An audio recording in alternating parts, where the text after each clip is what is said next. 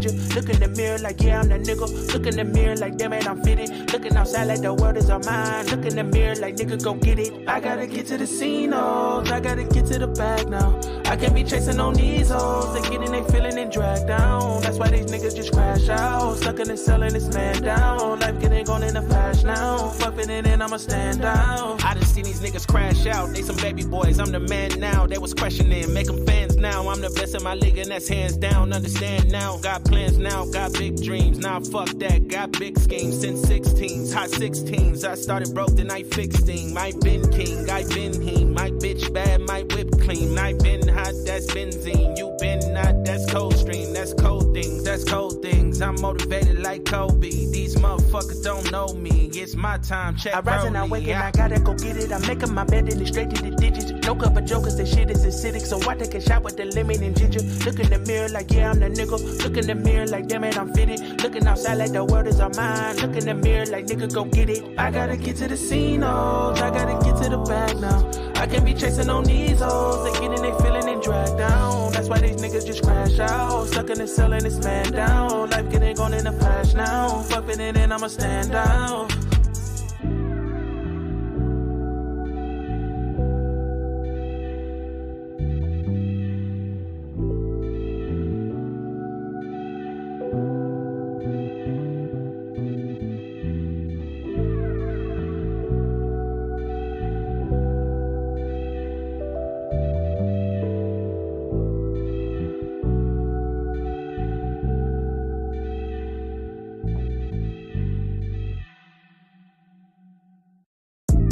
I rise and I wake and I gotta go get it. I'm making my bed and it's straight to the digits. No cover jokers, that shit is acidic. So I take a shot with the lemon and ginger. Look in the mirror like, yeah, I'm the nigga. Look in the mirror like, damn it, I'm fitted. Looking outside like the world is all mine. Look in the mirror like, nigga, go get it. I gotta get to the scene, oh, I gotta get to the bag now. I can't be chasing on these hoes. They getting they feeling and dragged down. That's why these niggas just crash out. Stuck in the cell and this man down. Life getting gone in a flash now. Fucking it in, I'ma stand down. I done seen these niggas crash out. They some baby boys, I'm the man now. They was questioning, make them fans now. I'm the best in my league and that's hands down. Understand now, got plans now, got big dreams. Now fuck that, got big schemes since 16s, hot 16s. I started broke, then I fixed him. I been king, I been him. My bitch bad, my whip clean. I been hot, that's benzene. You been not, that's cold stream. That's cold things, that's cold things. I'm motivated like Kobe. These motherfuckers don't know me. It's my time, check I rise and I wake and I gotta go get it. I'm making my bed and it's straight to the digits. No cover jokers, that shit is acidic. So I take a shot with the lemon and ginger. Look in the mirror like, yeah, I'm the nigga.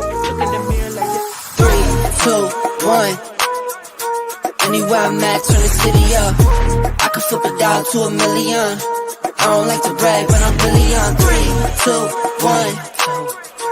Anywhere I'm at, turn the city up. 3, 2, 1. I don't like to brag, but I'm really on. It's a new day, days been new. Been a decade since I made it out of rental.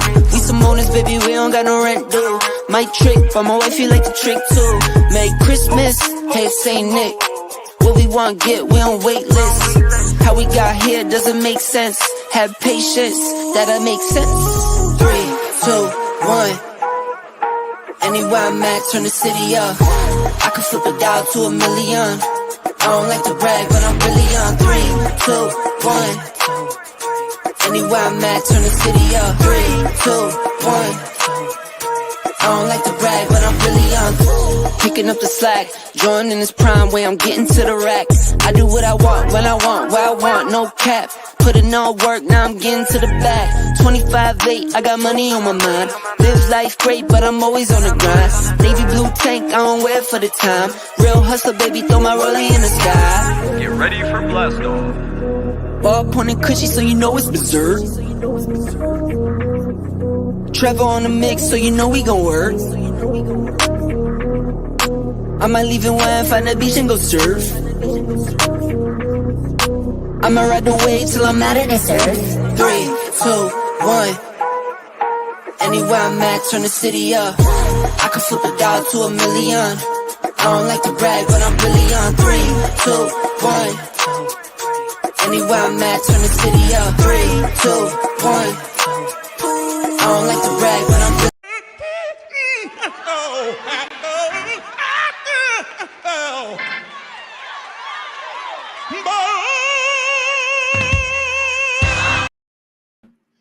Welcome back, ladies and gentlemen. Come on inside and get yourself something cool to drink. To another edition of Black Man Unfiltered's Flipping Tables. I'll be your co-host today, Lost in Translation Podcast. And also I have my main man in the background, Black Man Unfiltered, back on the ones and twos, man, being point guarded by the best.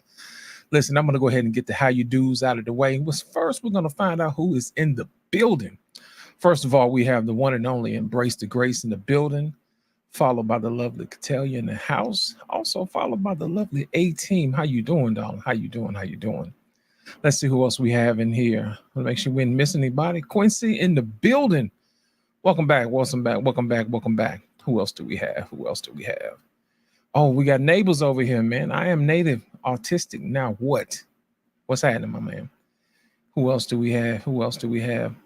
I'm just going down a list. Oh, marriage, politics, and sports. We got our pain in the building. Yes, indeed, we do. Who else do we have? I think that is all for right now. I guess the rest of them are going to trickle on in. Black man, what's happening, Mike? Man, what's going on, man? You know, I'm honeymoon happy peacock, proud to be in the house with such astute and intelligent people as we do every Tuesday when we flip tables. Listen, we're going to do something a little different today, y'all. All right, listen, we're going to, moving forward until further notice, anything that you want to donate to the channel, do it through Cash App. And I want you to see, and we pull it at the bottom here, every dime you want to give this channel, do it through the Cash App only. And the reason for that, because we're very transparent here and unfiltered here, is because our content, they ain't ready for it. So what they do is they stop people from being able to give to you. Yeah. And so, but we don't care. I told them before the show that when they cut our legs off, we roll in the wheelchair. And so we still gonna make it happen. So anything you want to give to the channel, they tried to come for your boy, but we still gonna be live. We still gonna be rolling. Send them Cash Apps because it's at the bottom of the screen. If you want to have a comment read, put your comment in the chat and put Cash App at the bottom of it. Put CA beside your comment. I'll look and check to see if we have it, and then I'll read the ones that were sent with Cash Apps. Okay. So put them in the chat and send it. All right. Let's see. Mr. Paul Bennett can't be with us tonight. He said, greetings all. Release lunch early tomorrow morning. He's in the home stretch. Hey, prayers out to Paul Bennett, his family, his wife. Amen. Make the bread, get the bread, doc. All right. Here we go. So I want to bring up our people tonight. We got a great conversation we're going to have tonight, like we normally do. Parental and generational control. We owe you nothing. And we're going to talk about it tonight. How many of you have parents out there right now that just want all your money, all your bread, all your time? And you got family, you got your wife, you got a husband, you got kids. And they want to be first. They want to come before your wife. They want to come before your husband. All right. We're going to talk about it tonight. All right. We got some clips we're going to play. We're going to react to those clips and we're going to talk about it.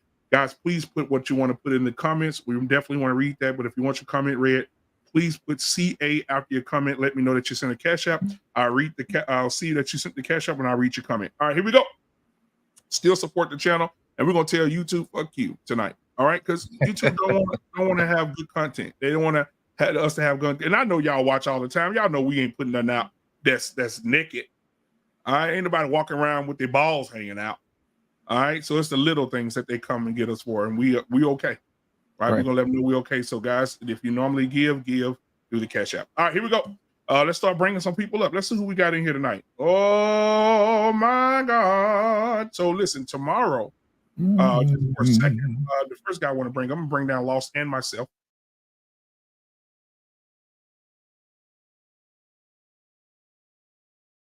All right, you'll hear me on audio only. As you can see on the background here, you see two men here who are, listen, y'all, don't throw no panties or nothing. But what I want to do is I definitely want to, we have a new show, guys, on the network. And the network has a new show called Stand on Business podcast on the Black Men Unfiltered Network starting Wednesday, which is tomorrow, right after our sports show at 7 Central. This show will come on at 8:30 Central Standard Time, 9:30 Eastern Standard Time on tomorrow. Let me put this up and let y'all know who this person is going to be. It's going to be Donald Trump, guys. No, I'm just kidding. On tomorrow, it's going to be our very own, new to our family here, has a lot to say, and a lot of people need to listen to what he is saying. We got Boss Man starting his show tomorrow. Stand on Business podcast on tomorrow. So, man, hey, I'm looking forward to hearing some of that stuff, man. He's a very balanced guy, man. So make sure y'all come and support him. All right. And come in and show him some love on tomorrow. All right. 8:30 Central Standard Time, guys. All right. And put those other guys. All right, here we go. So let's get back up here. Let's show some love. Now, who else we got in here tonight? I'm gonna go bring Boss Man up first. His show is tomorrow, guys. Hey. What's going on, man? Good to see you. All right, Good. next, man. Good to hear. Here on Monday nights. Monday Mayhem last night, she got in bed with our pain, and they came up with something sexy. And so I want to bring up Embrace the Damn Graces in the building tonight.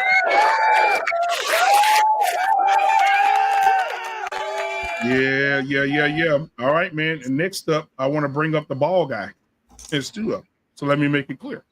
All right, we're gonna bring up the guy, the continent. Listen, if you don't know who this guy is, he used to be a male dancer.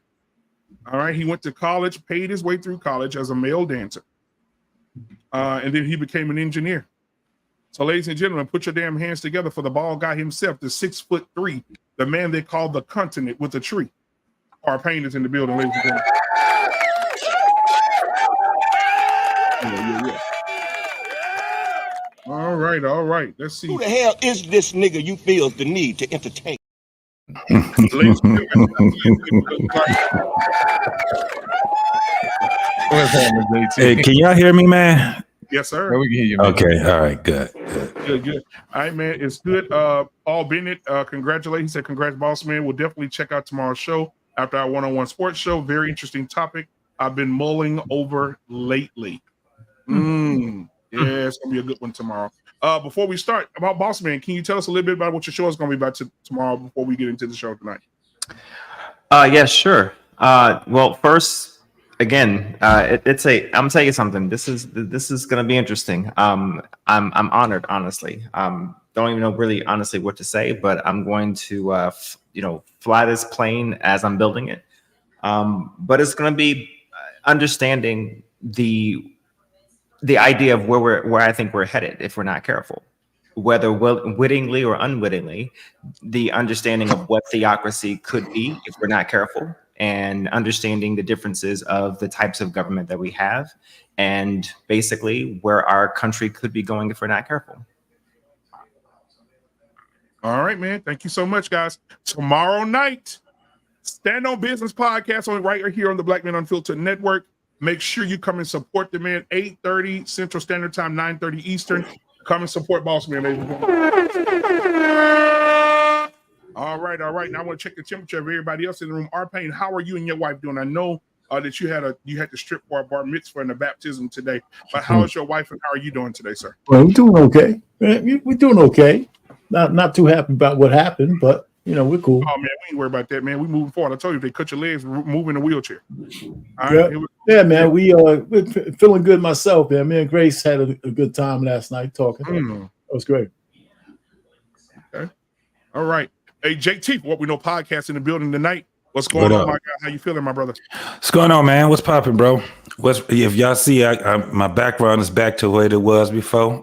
Yeah, I wasn't looking crazy out here, and it's still a lot. I had to transfer all that shit over on my damn computer, but I'm doing pretty well, man. I'm doing well. Fair for a square, you dig? Absolutely, man. All right, man. Listen, we got another lady. We got a lady in the house tonight. Give it up for yours truly. Embrace the goddamn Grace. She said her pants ain't sagging. She just pulling the wagon. Embrace the Grace. What's going on tonight? Talk to us. I'm good. Had a long 10-hour shift. Just finished cooking a whole dinner. You gave me some time since we went on a little late tonight. So I am good. And our pain, I got rave reviews, our emails and texts. They love our dynamics and our energy together. So I think we're going to see a little bit more collaborations because my embracers were very happy with you and us being together. So I appreciate you bringing me on.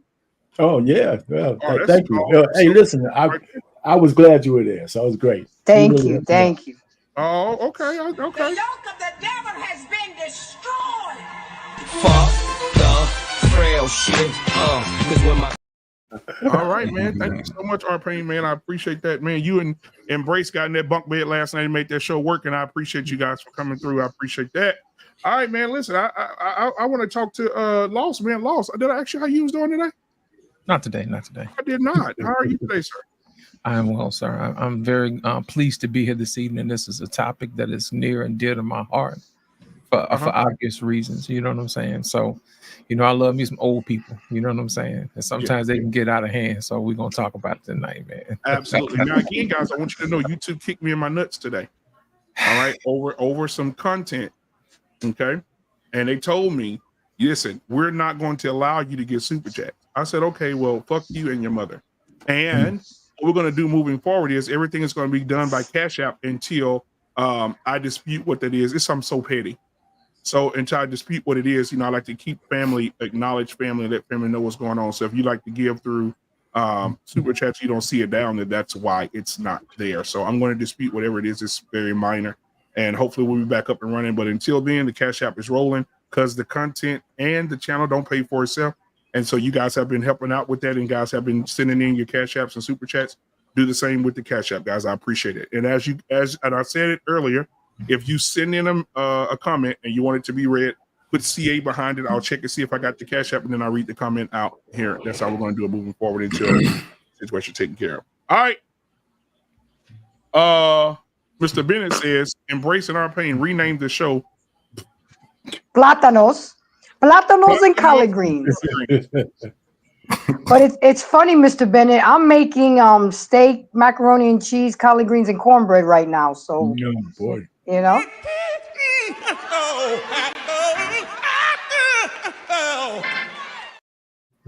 I didn't put garlic in them. Okay, y'all have got to stop coming for this lady about the garlic, okay? Because you're coming for me about garlic and greens, all right? I'm sorry, boss me man. too. But Shit. Me too. You gotta put garlic in some greens, okay? Yeah, I put garlic in almost everything myself. Everything, all right? Garlic in every damn thing, okay? Scorched Earth, somebody, can he come over? Scorched Earth, listen, you trying to go over there so you can be Sweet Dick Willie. Listen, we're not going to have any Sweet Dick Willie. Okay? Yourself, sir. Okay? All right? Keep your dick to yourself. Okay? All right? We got travel. send the Cash App, though, and show your support.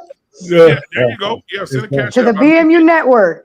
Get Grace to turn around and drop that thing for you one time. Hey, listen. So we got Travel One in the building tonight, man. It's good to see you, Travel One. We know Travel One means you're always by yourself. So it's good to see you tonight. Now, I want to start out with a icebreaker video tonight for the show. And I think that it's just, I saw this mom sitting in the car talking to her daughter. That's crazy. And she gave her all the fucking worst advice you could ever give a person, in my opinion. Okay. Take heed to the message that she's on her way. Praise the Lord, everybody. But I'm going to go ahead and play the video. And if we had to play it for Take Heed, we'll play it again. But here we go. That's what I don't want for you. I don't care what man out there tells you they got to have you. They want to spend the rest of their life with you. That's bullshit. That's bullshit. I know people that's been married for 30 years and got a divorce. I was married for damn near 28 years and woke up one morning and walked out the door.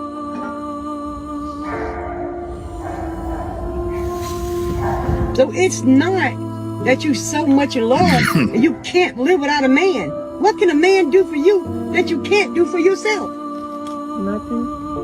Nothing. I'm gonna be honest with you. Y'all young girls out here nowadays, y'all get a taste of that dick and you go crazy. You go crazy. And they ain't did nothing but take your virginity. And 9 times out of 10, I talked about you. Talk about you.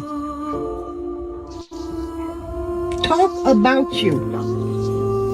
But when they was talking to you, to talk you out of them panties, that's when you're beautiful. I want to be with you. I want to have a baby with you. Let's have a baby. Let's make a baby. Let's do this. Let's do that. I'll do this for you. I'll do that for you. But in the same conversation,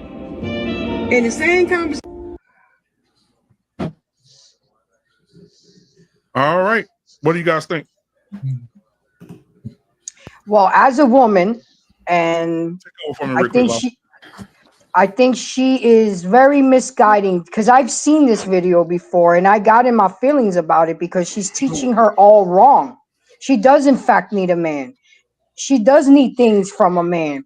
And to teach her that is coming from a hurt place from her. Hurt people.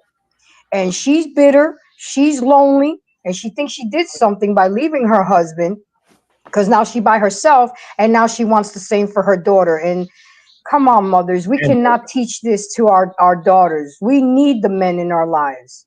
And she's very misguided, and I'm very sad for that little girl. Yeah, I hear this narrative a lot. I did it, so therefore you can do it too. Or I did it, therefore you should do it too.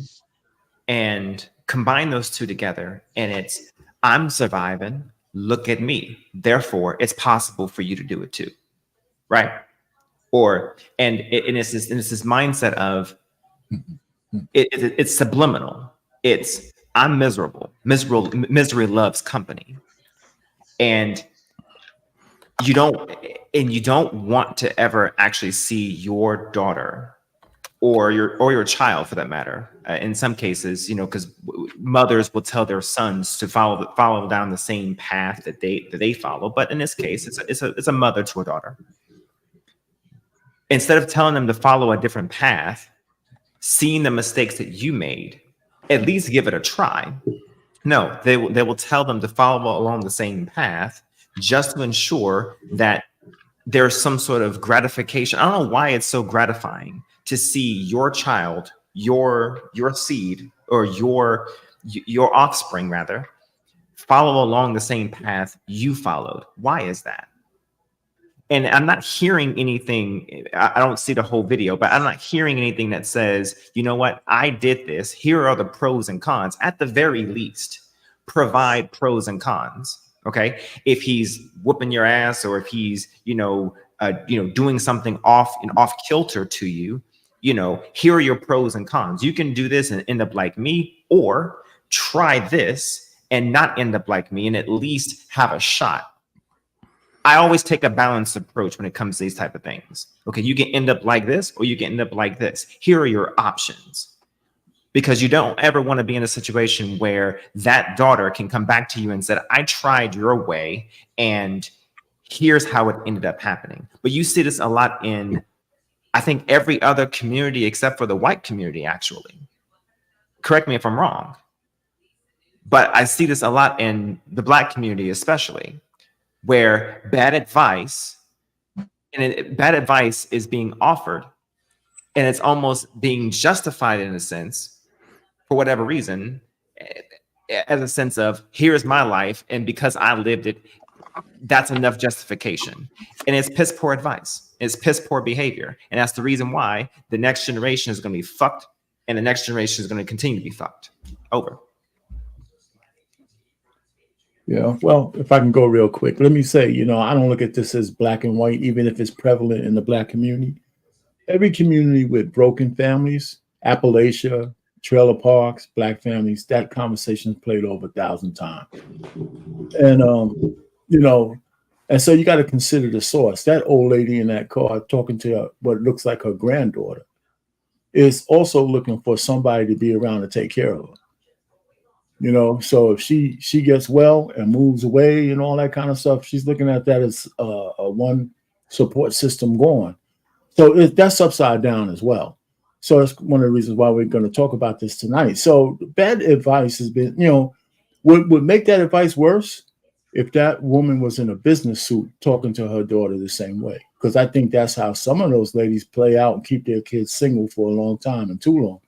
So it's just part of the reason why we're broken already. That same conversation has been had so many times to young girls that we can't even count. Matter of fact, that conversation is probably more prevalent than a conversation of finding a husband and getting married. What's going to happen to that young girl if she takes that conversation? She's not going to stop having sex. It's just going to become more and more meaningless when she does. So it's just a shame. So that's how I look at it. And none of us have a wrong answer to this. It's just bad all the way around. Yeah. So I think one of the biggest problems is that you have a lot of people that don't even understand concept of community.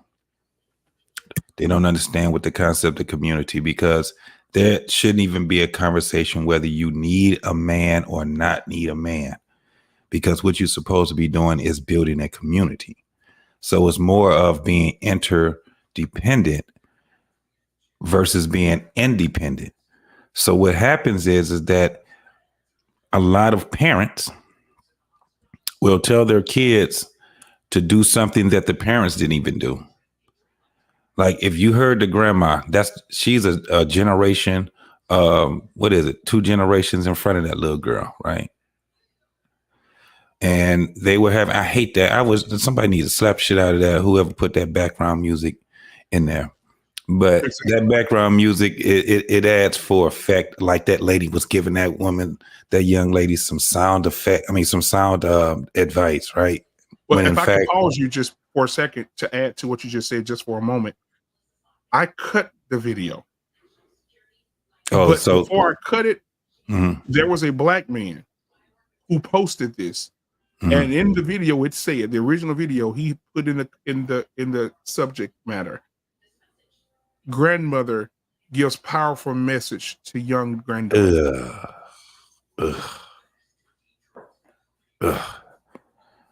Yeah, it was powerful in a negative way, because it skewed it made her her vision even more skewed, right? Again, we're talking about whether a woman needs a man, and instead of whether a community or children needs mother and father. And so the thing is that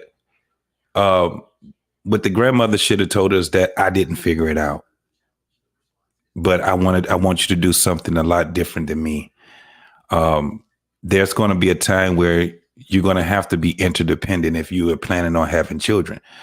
I think a lot of older folks too, even in my generation, they do a lot of telling and not enough asking. It's kind of like a doctor that's prescribing something or diagnosing someone, right, without understanding what their problem really is. And that's what a lot of people give advice, unsolicited advice. It's not even solicited, really, to tell you the truth. The only reason why that girl was out there, and I guarantee it was the young girl that put that camera in front of her grandma. Guaranteed it was her. And what happened is the grandma, you can hear it. It was based off of anger, hurt. It was based off of being disappointed in herself, because a lot of what she was saying was projecting. You hear people talk and then they're bringing up scenarios. That scenario didn't just come out the top of their head. It's a scenario that she probably lived. She sounded disappointed when she was talking. She sounded like she know the direction her granddaughter was about to go into. The same direction that she went into. And instead of her saying, I didn't figure it out, now look at me, right? And lo and behold, I guarantee that lady ain't really that old. Yeah, she looked like she was 50. She looked 80. She looked 80. She looked 80, but trailer trash 50. Yeah. So, and she might be a drinker, you know what I'm saying? And she's probably still doing meth, whatever it is, man. She's just making bad decisions. And just seeing a couple of amphetamine overdoses. Listen, and then she would say, 28 years ago, I just woke up one day and just walked out on my husband. What? Right. And I guarantee that was a setup, though, that her granddaughter was doing, because this is what happens with young girls and their mothers and their grandparents. Look at you. This is what they tell them. You trying to give me advice? Look at your fucking life. Look at what you gave me. And you telling me that what I'm doing is so messed up, it ain't as messed up as yours. Now they're comparing, right? Now they're comparing. The problem is this. You can't compare with something that you've created with your child. There's no comparing. They'll tell you. Look at what you gave me. I'm because of you. I'm because of the things that you've done, right? And it wasn't because they made the mistakes itself. It was because they wasn't honest with their child from the beginning. And they twiddle their thumbs when a child's life is all in a shamble too. Damn near like a damn deja vu. The child just can feel it. They don't know how their parent was when they were their age, do they? The only thing that they know is that evidently you did something wrong and now you're judging me. I don't know if you guys ever heard it, but if you hear teenage to 25-year-olds and their mother, it's a terrible, when they get into it, oh man, it's a terrible conversation to hear. It's cringeworthy. I ended there. Embrace, did you go already, baby? She went first. I want to get into the rest of the show. I just think that was bad. I think that it was made to be dramatic, like she was given this this perfect dissertation to her granddaughter to be great, and she did not. And I think the way the granddaughter, if you could study body language, her granddaughter was like, just doing enough to get by, so she can get out that car. Let me give my let me give my point of view, man, because I think a lot of times people want to dump on the grandmother, and in the grandmother's mind, she was giving her sound advice based upon, the information that she has. You know what I'm saying? They say the road to hell is paved with good intentions. But my whole thing is this: we have to get out of the habit of painting the worst case scenario in situations.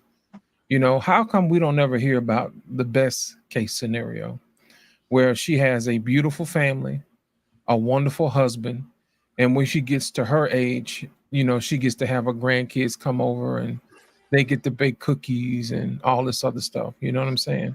How to prepare, talk to your children to avoid situations like that. I'm always of the mindset that you should always take advice from someone who doesn't have anything to gain either way from your action.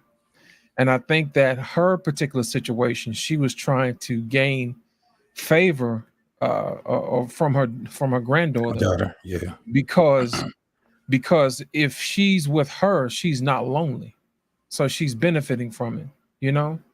So I always say that our grandparents sometimes, man, they mean well, but I'm of the mindset that I think that most young people should seek mentorship from people who have successful marriages, even if sometimes your family is not a good example of one, and get into the habit of the practice of being who you're going to be first, and then after that, you can decide whether or not you want to be married or not, but I'm of the mindset that you should always give people all of the information and not just give them one hand of the coin.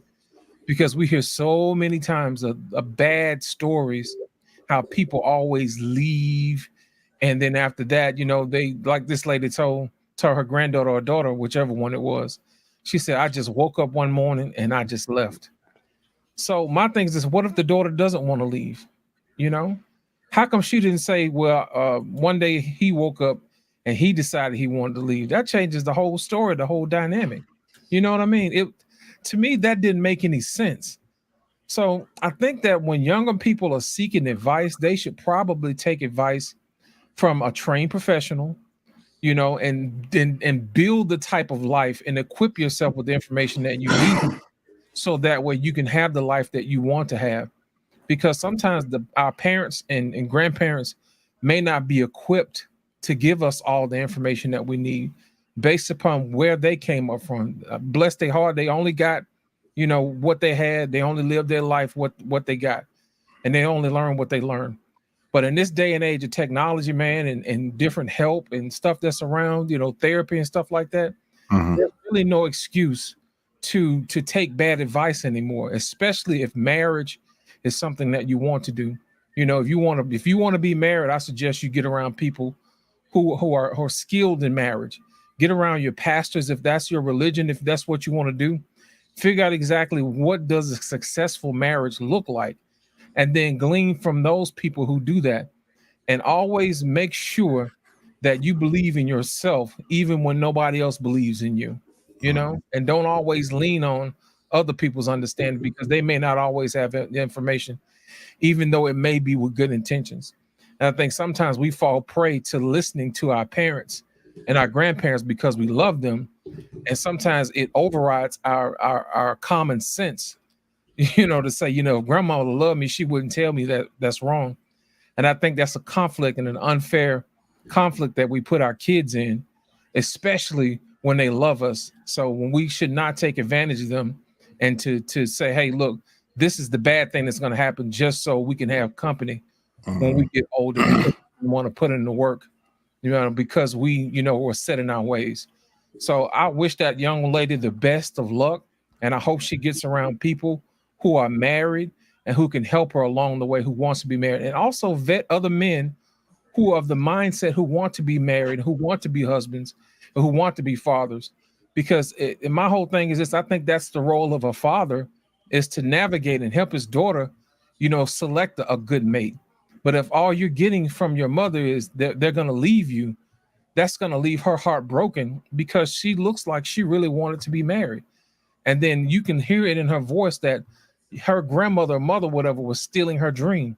So I think that is one of the things that we should really take into consideration when we get our information from our parents. Hey, is this sound advice? If it's not sound advice, let me get around some people who are professionals so they can help me out so I can make a good judgment decision.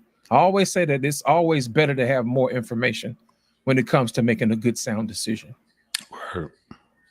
You know what? We got to take you to the message in the house tonight. Take you before I want to ask you how you doing first. So go ahead, and how are you and your family doing, sweetheart? We doing just fine. That's Good, all. good. We hanging in here another day. So did you get a chance to see the video of the night? I did not. Okay, I'm gonna play it for you. All right, here we go. That's what I don't want for you. I don't care what man out there tells you they got to have you. They want to spend the rest of their life with you. That's bullshit. That's bullshit. I know people that's been married for 30 years and got a divorce. Yeah. I was married for damn near 28 years and woke up one morning and walked out the door.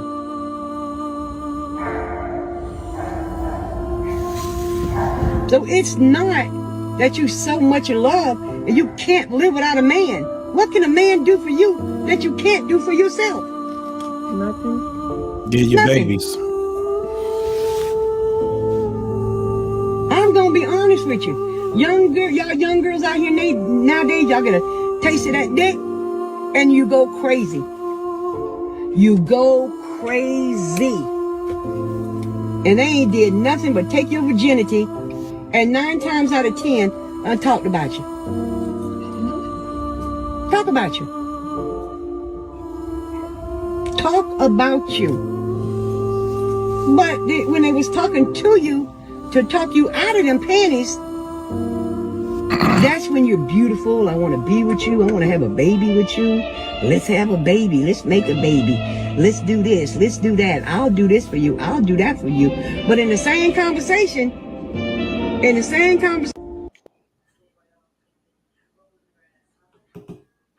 All right, take heat. What are your thoughts?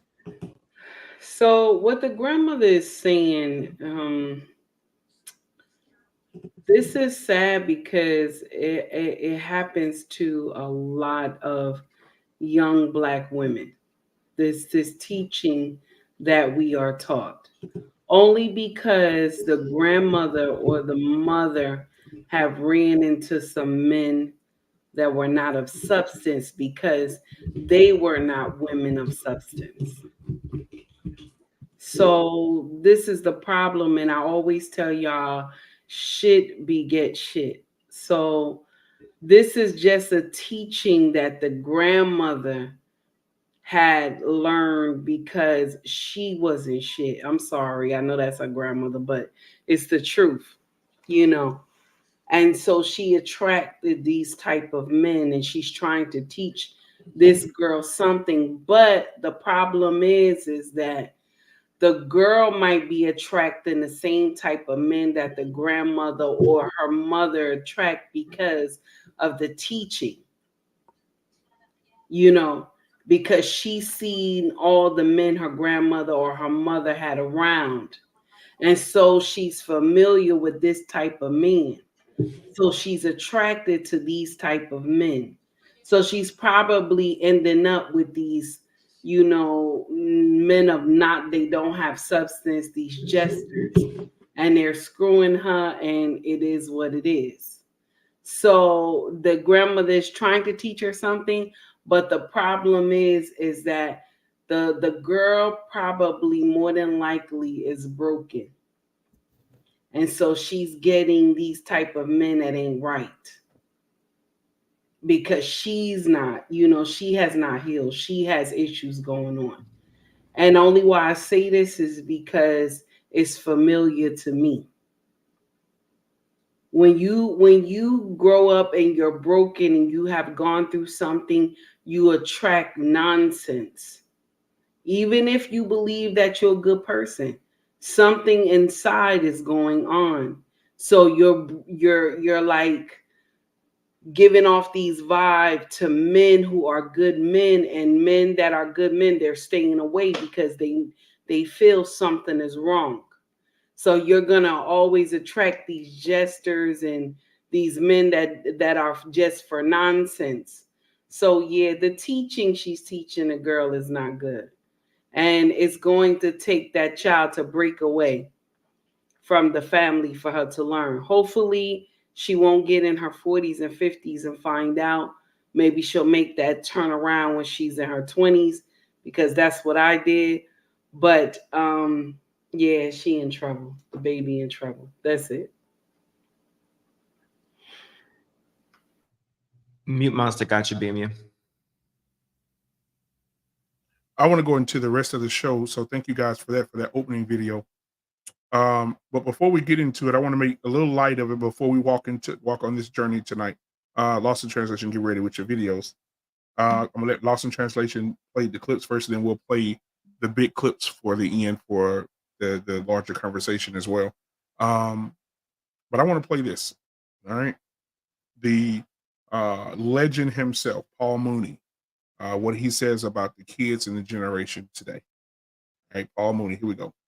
Back in the day, we could have been signed with Motown. We were some singing folks, wasn't we? Who we love to sing. Ain't gonna let nobody turn me round, turn me round. Keep on walking, keep on talking. You remember, come on y'all, talking about freedom now. But my grandkids, my kids, they ain't like us. They ain't like us. They ain't scared to die. They ain't scared of no goddamn dogs. White folks, tell them they can't ride on the bus. Go tell them. I'm a bad motherfucker. Go tell them little hip hoppers, the ones that wear their pants, go tell them they can't ride on the bus. Go tell them. Ain't gonna be no bus.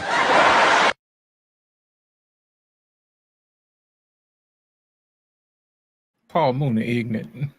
How true is that, Take Heed? How true is what he said? How true is it? You muted, baby. It's true. It's true. It's true.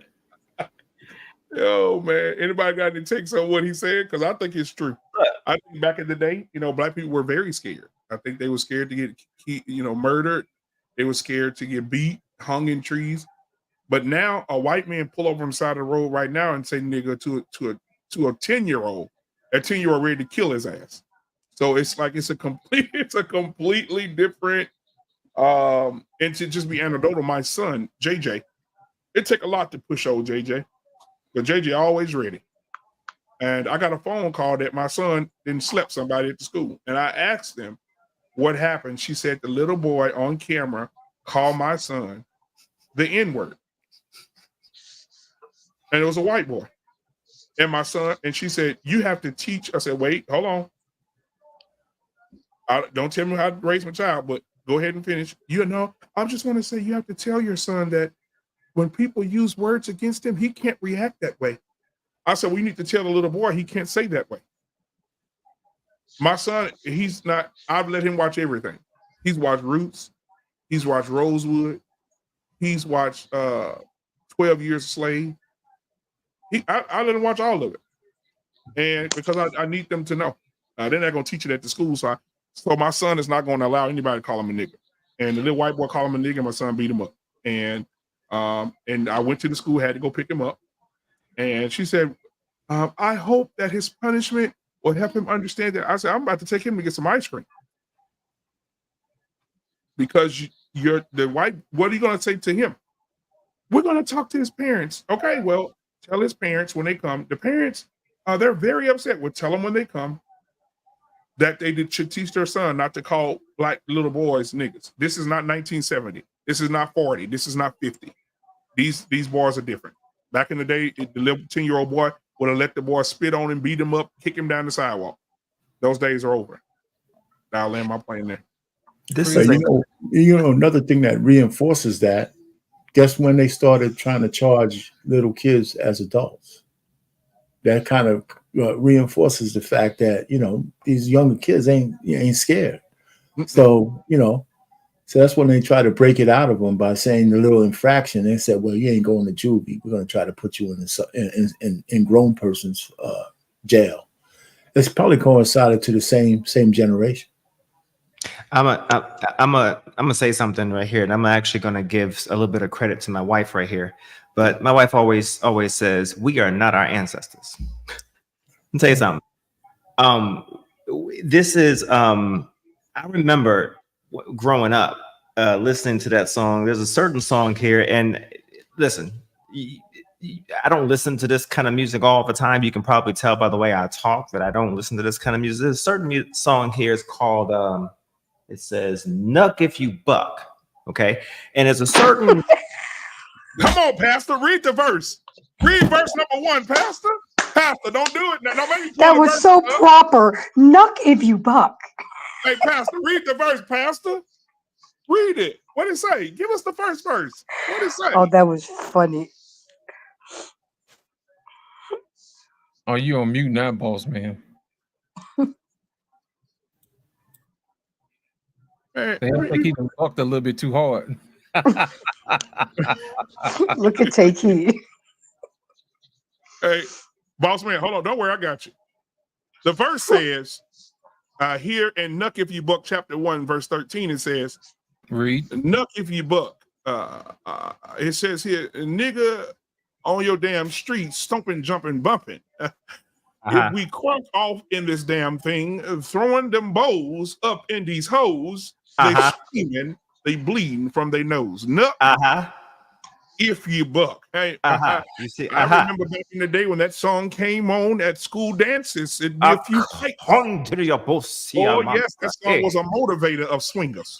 For people to swing on somebody. Oh my God. You see, there's this thing, there's this graph. It coincides with the more you fuck around, the more you find the fuck out. Yeah, that's it. Listen, it goes like this, okay? And it escalates pretty quickly. So that generation, your son, okay, is being raised by someone who grew up in this nuck if you buck era, fuck around and find out era. Absolutely. Okay. Yes. Okay. And is growing up fearless and being more, more armed, more equipped. Okay. We're not afraid to show. Our parents, for the most part, and probably people around us, wasn't afraid to tell us to stand the fuck up because of what they experienced. They learned lessons. Therefore, they was like, listen, if someone tells you, calls you this, you do this. We are not our ancestors. So we carried that into our children. Because I'd be goody goddamn. I will tell my son, if someone calls you this, you damn right. You make sure that motherfucker, little Johnny, little Timmy, learns a lesson that day. He is going to think twice before calling another person that again. Okay? Don't let the smooth face fool you. But Okay. you know what, boss man? Lord. My mother had something she would say to me. She said to me when I was a little boy, I was probably 6 or 7, and I didn't want to fight nobody. I said, I don't want to. Don't laugh at me, take heed. I don't want to do it. I don't want to do it. My mama said, let me tell you something. Bring your ass here. And I never forget it. She said, when you go to school and they put their hands on you, if you don't whoop his ass, I'm going to whoop your ass. I'm going to whoop your ass. That's right. Exactly. I've been fighting ever since. Every fucking since. And I can add to that. I came home and I lost my first fight. My daddy whooped me, and I never lost another fight again until I got jumped one time, 5-1, because they ain't like my light skin and my long hair, and I was dating one of they dudes. But I never lost another fight again. My daddy, you remember when we had those those metal lunch boxes? Well, I had a Miss Pac-Man lunchbox. He said, "You take that lunchbox and you swing it across their face. I got you. I'll come get you." And I never lost another fight again. Oh Lord! Listen, I was told because listen, I am unimposing. If someone ever were to meet me, I'm someone that's unimposing. Okay, so I was told that you only have to lose your mind one time. That's right. One time. One time. All right. Because otherwise they're going to push over you, especially people of the other race. And, you know, I am leery of responding to every situation that is perceived as racism, because I'll explain on my own show of one instance or a few instances of pure, sheer, unadulterated racism that I've experienced. But when you do come across it, you got to respond. Now, of course, if this is coming from someone, an officer of the law, obviously you need to survive. Fight that shit in court. Okay, I will never. No, fight that shit in court. Okay, survive, get home. Okay, but everybody else, it's on site. It's on site. I'm sorry, especially for your kids. Because it starts at home. If you do not teach them at home. So yeah, to your point, yeah, these kids are fucking fearless, especially these COVID babies. Hell yeah. Now, I want to get into the show tonight. Don't laugh at me, take heed. Shit. I said. Like, man, sometimes we owe you nothing. Lost in translation. I'm just saying, sometimes these folks need to understand that freedom of speech does not equal freedom of consequences. Right. Equal left, equal right. Facts. Equal right, equal left. That's right. That's right.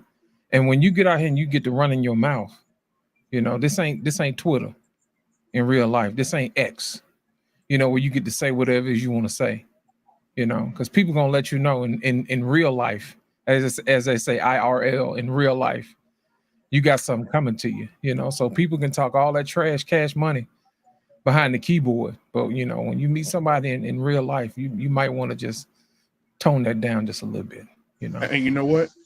Can y'all imagine? I'm gonna say this then. Lost Treasure, you go with your first clip.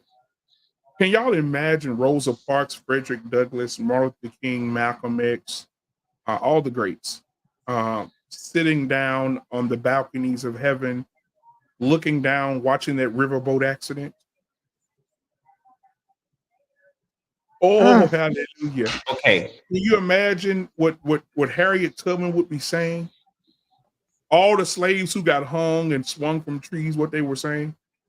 Well, I bet it rained for 3 days. I bet heaven just rained all over Alabama that day. At one point, I wish I was there. I want to partake in ancestry over revenge on that day as well. I would have free at last. Free at last. What? Can you imagine Martin out there? Oh, here come another one. Grab that chair. You know, everybody on the boat was up there humming, something. Slap that bitch over there. Oh, where I'm going. Where I'm going. I've lived long enough to see a chair go there. Hallelujah. Whoa, I'm going up yonder.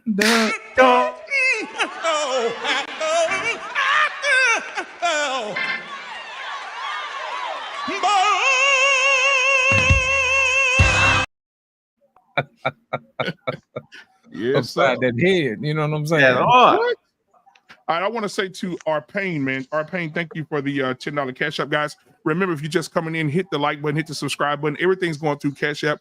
YouTube decided that they wanted to take my legs, but we push in the wheelchair. So everything that you're seeing will go through Cash App, guys. So if you want to give, but thank you, our pain, for the $10 super chat. We're gonna take a quick break. Right after that break, the next voice you will hear with some clips is gonna be Lost in Translation. Then I'll come in right after Lost in Translation, and we're gonna finish Here we it go. For tonight. But we do have a Cash App.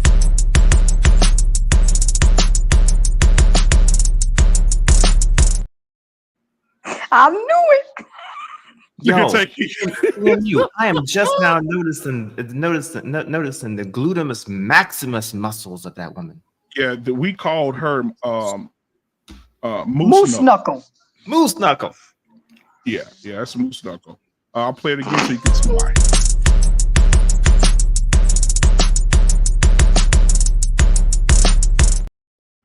Honestly, I think she got a pad on. It just can't be real. No, that's authentic. That's authentic.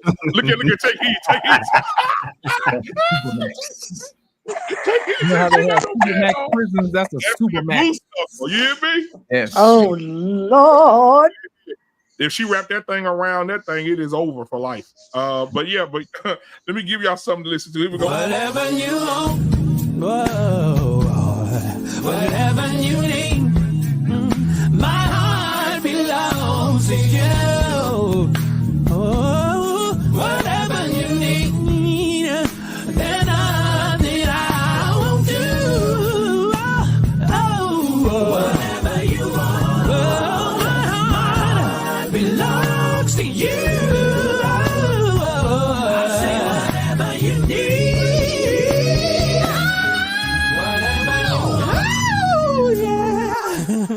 whatever you need, my heart belongs to you. Whatever you need, there's nothing I won't do. Whatever you want, my heart belongs to you. Yes, indeed. Yes, indeed, man. Ain't nothing like a gospel singer taking Jodeci and flipping it. That is amazing. You better All say right. it.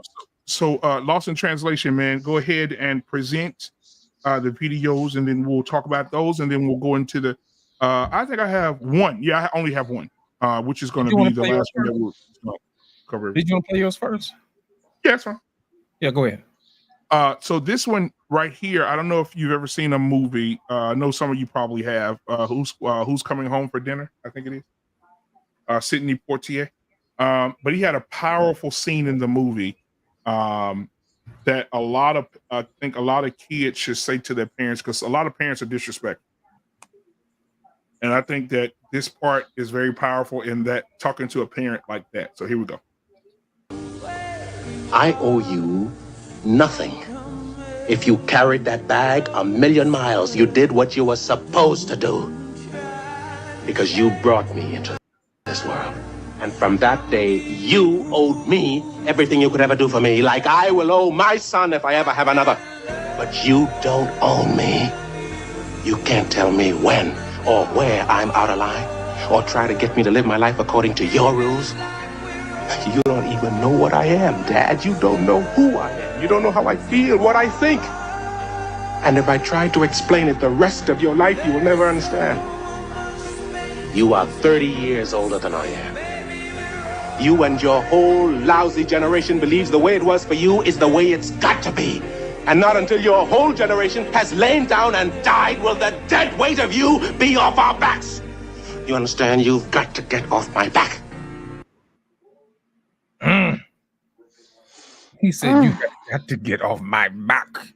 That's all you assholes been doing to me all since I've been up here. You old motherfucker, get off my back. Black man, you're muted. Man. You are muted, black man.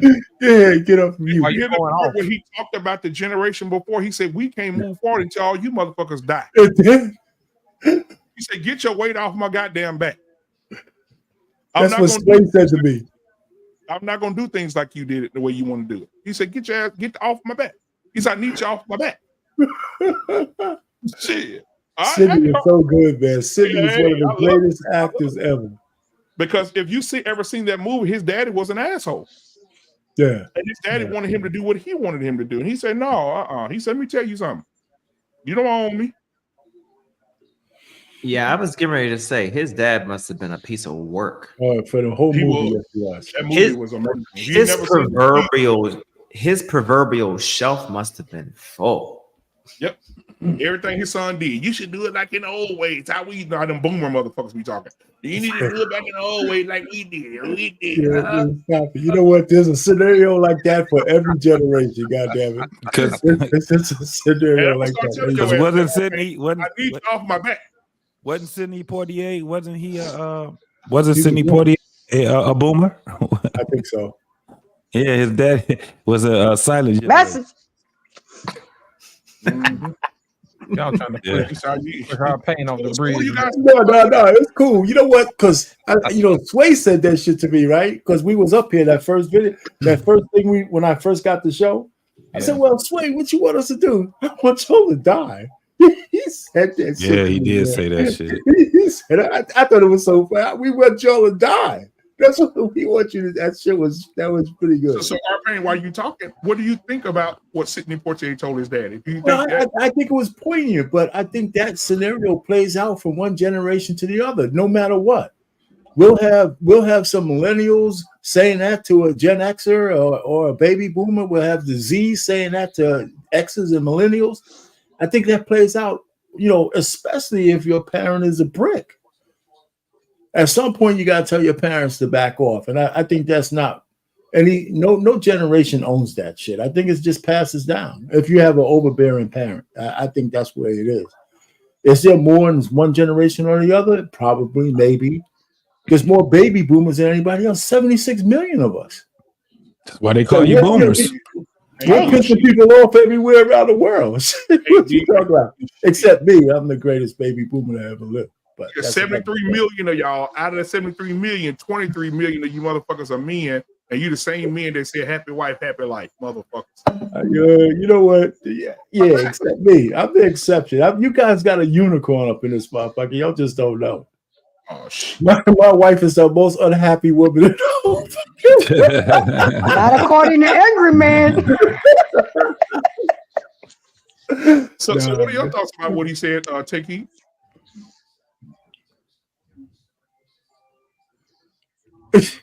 Well, I'll share something with you. What he said will be our reality already, because our children are talking to us like that now. Even the one that we have in college. Oh, okay. She tells me, she's like, "Ma, I'm grown. I'm handling my business. You just gotta understand the teaching that you gave me, that I'm holding it together, Ma."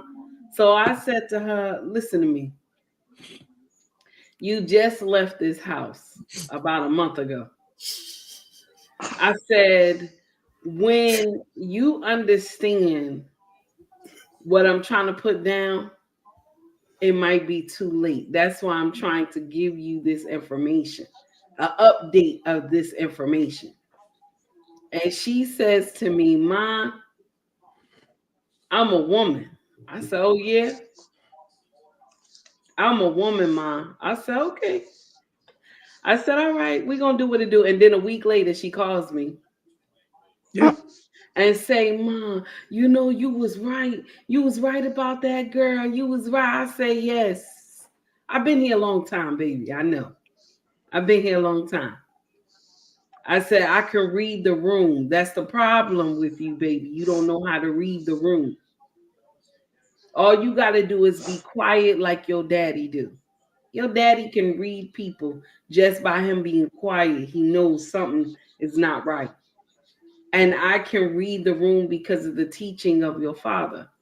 I told her, "You got to be quiet and read the room. Everybody ain't your friend that say they your friend." So yeah, they all the generations do it. All of them do it. They think they know better. Instead of listening to what the older generation gotta say sometimes. Now, I'm not saying all elders got common sense. Some foolish. Okay? Some is foolish out here in this bitch. But some got common sense. So you gotta learn which one got the common sense that you can roll with. And the ones who don't, you just say smile and and then you just keep it moving. That's it. That's my take on it. But you know what? Even as an adult myself, with my dad, I had a big entertainment boom thing, the big entertainment stand to put up. He said, "Oh, I'm gonna come to Dallas and put it together." Okay, we putting it together. He said, "Man, what you do? Just go to the thing." I said, "Hey man, no, screw it." He said, "Man," and my son sitting right there. He said, "Hey man, I don't care how old you is, I'll still beat your ass." And I had to pause for a minute.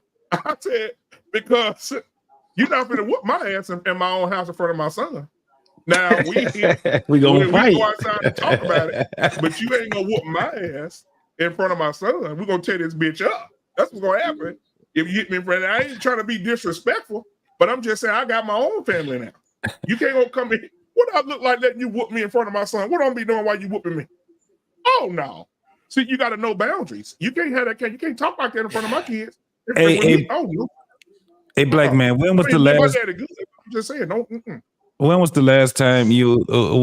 What? How old were you when you had to write a passage, and you got yoked up by your dad? How old? What was the oldest you were? When you said the words the oldest when I had to write a pat. What you mean? You go back. To You write a break it up passage. on my end. Maybe it's on my end. No, can anybody else hear me? Yeah, you loud and clear. Yeah, that's what's on my end. Loud and shit. You know what I'm saying? Yeah. How old were you when you had that rite of passage to getting your ass choked up by your dad? Like, when we get to a certain point in our age, like 17, 18. You said about 13, 14? Yeah. Yeah, I can understand that. But I know your dynamics. You are the baby, right? Or do you got a baby sister? What? Are you the baby? Oh yeah. It's a whole bunch of us. But we had a basketball. So they team. were tired. By the time they got to you, they was like, "Look, let me head this shit off real quick." You was 13, 14. Normally with us as men, we end up being about 17, 16, probably 18, because there's a level that we get to where we getting ready to get into adulthood. And the way, especially if you had a dad like my dad and yours, it was kind of like, yeah, I'm gonna have to go ahead and because we get to, I guess what they used to say, smelling yourself. Yeah. So we get to sticking our chest out. In the comments, look, he said some older parents still roll with you, never too old to get your ass. Well, listen. No, my father was hitting the last time was a year before I went into the military. And it was on some shit that he was trying to tell me. And I was like, I know, it was kind of like that type of shit. And I was being real snappy with him. And he was just like, really? You a man now? It's that type of a thing. So I was probably about 17. My father had to meet me, right, at 22. And I'm glad I left and I came back, because there was a level of respect that I had to earn from my father. My father was a weed smoker, right? But he never smoked weed with kids, ever. So once I got to be adult, even though I don't smoke weed, that was his rite of passage with me, right? I got a family, 22 years old. I left home at 18, never came back, never looked back. So it was a sort of respect that he had. Now, it is that type of thing where our parents, they want us to be better, but it's kind of hard for them to let us go. Because with my mama, I argue with my mom to this day, 52 years old, and me and my mama, we still have certain things which you ain't doing it right. This is how you have to go, and this is how you have to move. And it's not it's endearing, but at the same time, I went through, I guess, the proper levels of it. Most people don't. most people don't have the balance. Like, I know how to talk to them. I remember one time when I said something, it wasn't even really out of pocket. I didn't think it was. I was like, dang. And my father was like, watch how you talk to my wife, boy. He didn't say your mama. He said my wife. So that's something that I've learned through them. What's happening now is that, imagine somebody saying that now to a kid, right? Ain't a lot of kids that understand that. Watch what you say to my wife type of thing. Because they be like, that's my mama. They'll look at you. Watch what you say to my mama. It flipped now. So I understand this whole thing where we're supposed to be able to get on our own and, you know, tell the older generation, hey, back off, I got it. But this is not what's happening now. It still goes on, JT. I remember telling my No, I'm not saying that part. I'm saying the part that's missing is this. They'll sit back and cuss their parents out. And then 3 hours later, they call their parents talking about they need help. No, it's definitely going to happen. That part, it's always going to happen where we kind of buck against the generation. The problem is that there's no tradition anymore. That's missing. Yeah. So they just telling you, F you. I got this. Until they get into problems. But as an older gentleman, JT and R-Pain and all y'all, like in those situations, like I don't know, I'm 40, so I don't know any other way to handle my son. And as I've told you guys before, that my oldest son, he had a knuck if you buck moment. Yeah. And at that moment, I didn't know to, hey, let me talk to him or warn him. You know, he was like, I said, you know, it instantly put me in a place of I need to put hands on him. And because now he feel like he want to whoop me. And I always tell my son, I say, if you get that angry that you want to take over the kingdom, you come to the in the kingdom, in the animal kingdom, the lion that want to take over, you come fight. And I say, if you want that, I'll give it to you. Yeah, I think that primitive state has to remain there, because with men it's a whole lot different. And the thing is that, like, his mama got to get the fuck out the way. You know what I'm saying? Like when a father is talking to his son and there's a sense of discipline, and he has to give everybody clear the fucking room. Get the fuck out the way. We ain't about to sit back and kumbaya. We ain't about to sit back, because he has to understand that life is about consequences. And when you disrespect the man that, you know, gave you life, you know what I'm saying? Then what you gonna do when you get out there and you actually have to move around in this world, right? You got to be smart what you doing. And with our parents, we just got to learn how to be smart. Some things, sometimes you got to pick your goddamn battles with your parents, right? You just got to pick your battles. When my father got to a point where he seen that, damn, this motherfucker kind of strong, he had to just, you know, it was a way that he had to do it, because my father never was that type of a man that wanted to always have combat with his sons.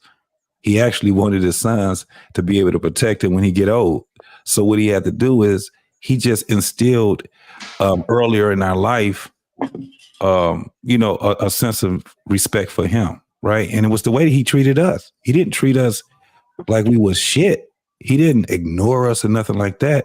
He gave us love. And sometimes that love came with an ass kicking, you know, and then he did explain it and all that. And he'd just tell us, just every time you do some shit like that, it's going to be the same thing. Might be even worse. But as we got older, he was like, you know, I got 18 years old, man. I'm telling you.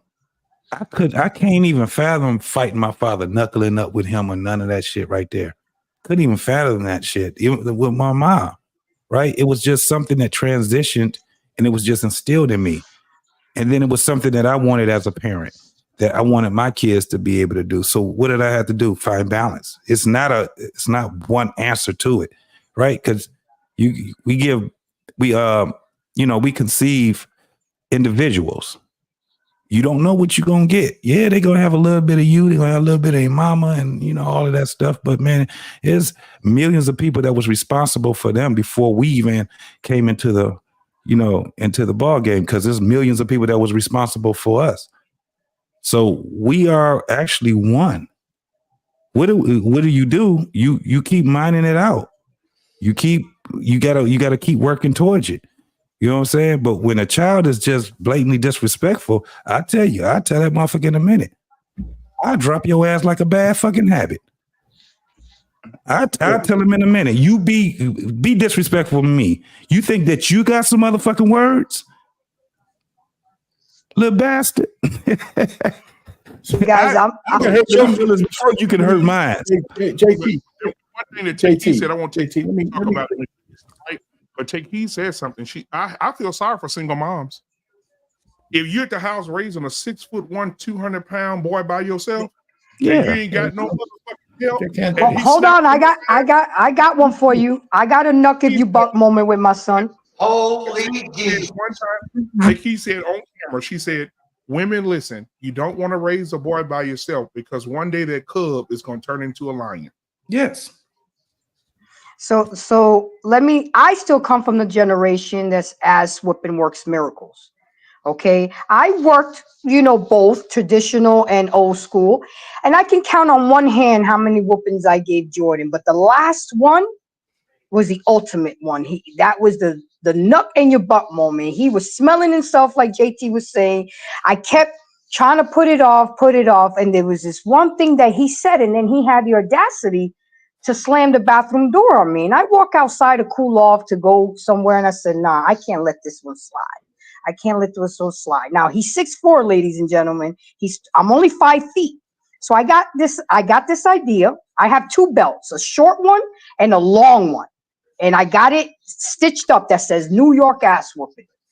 So what I did was I put baby oil on the front door of the bathroom door. And I waited for him. The element of surprise. So I knew when he started slipping and sliding, he was going to hold on to the long belt. But he didn't know Mama had that short belt in the back pocket.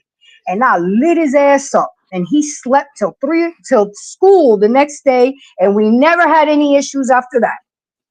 Sometimes it's necessary. Hold on, JT. I know where you're going. Well, hold on, JT.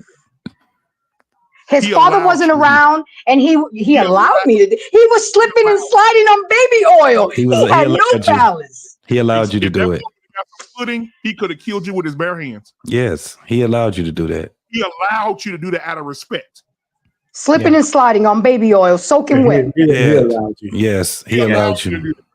And that's another thing. That says a lot about your son, though. You might not want to hear that, but it does.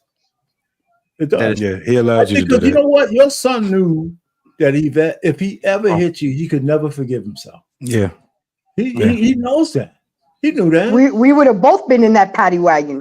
No, that's not the point. He knows that there's no coming back if he ever put his hand on it.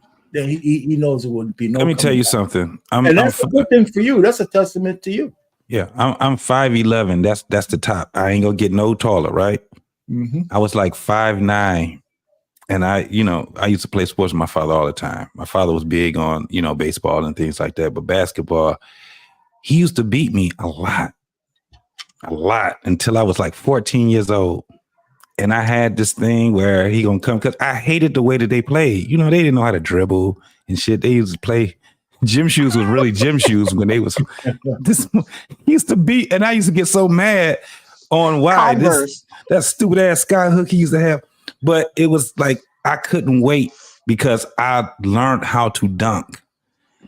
And me and a cousin of mine, we was doing 2-on-2 down South Tennessee.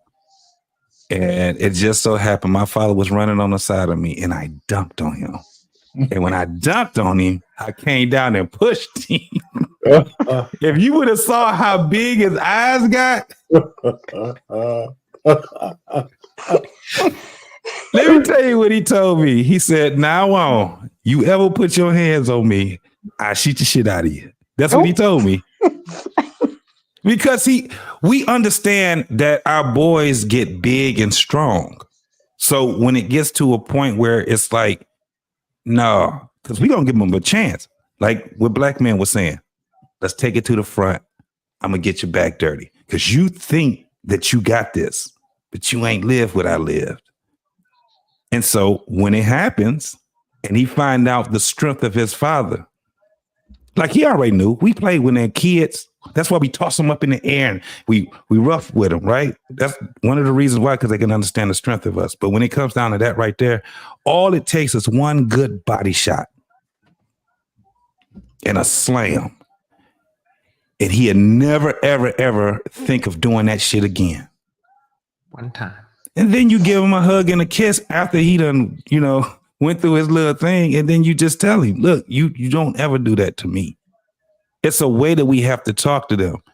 You know what I'm saying? But that's men, because we want them to grow up to be men. We don't want them to grow up to be docile little boys or angry little boys and things like that. We want them to be men. And one of the things that we learn especially if we ever get the chance, because I think it's the chance to lose to your parent, is to understand that that's what life is about. You can take an L and you're going to live to see another day. And that's what it's all about. Let's get everybody else in here because one last thing, when these little boys do get strong, though, I was playing with my son the other day and I had him hemmed up and somehow he caught my arm and he lifted his arm and I felt that strength. I said, God damn. Because he's 17, he playing football here in that weight room. And he's solid.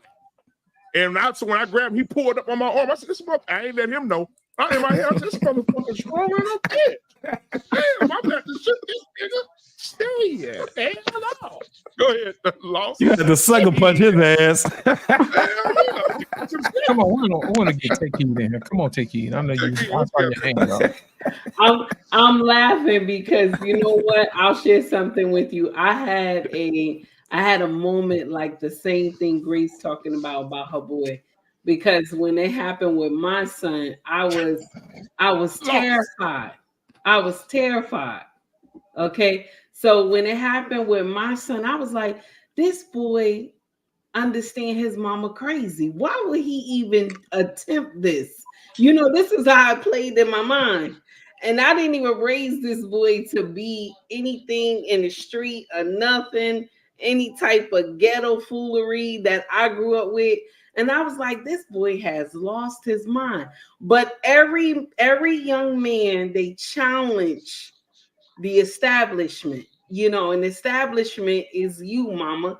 The establishment is you, daddy. So if there's no daddy in the house that can, stand up and say something, this boy gonna be ready to wreck shop. So Grace, even though I understand what you did, my sister, you did the best you could, because I'm gonna share something with you.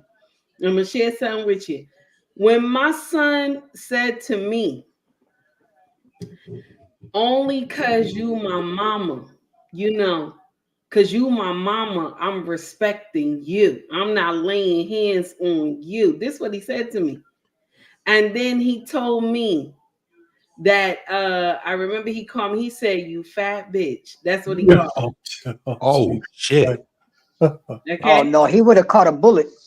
Grace, let me share something with you, baby. I would have took him to the hospital. When he called me the fat bitch, I just looked at him. I said, oh, this nigga done lost his mind.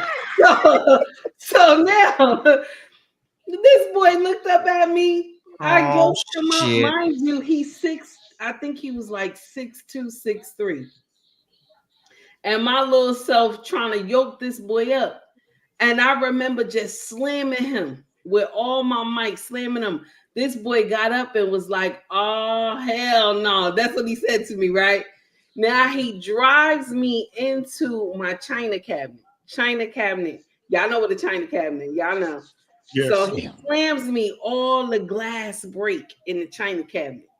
Now what happened was, this was the aha moment. Okay.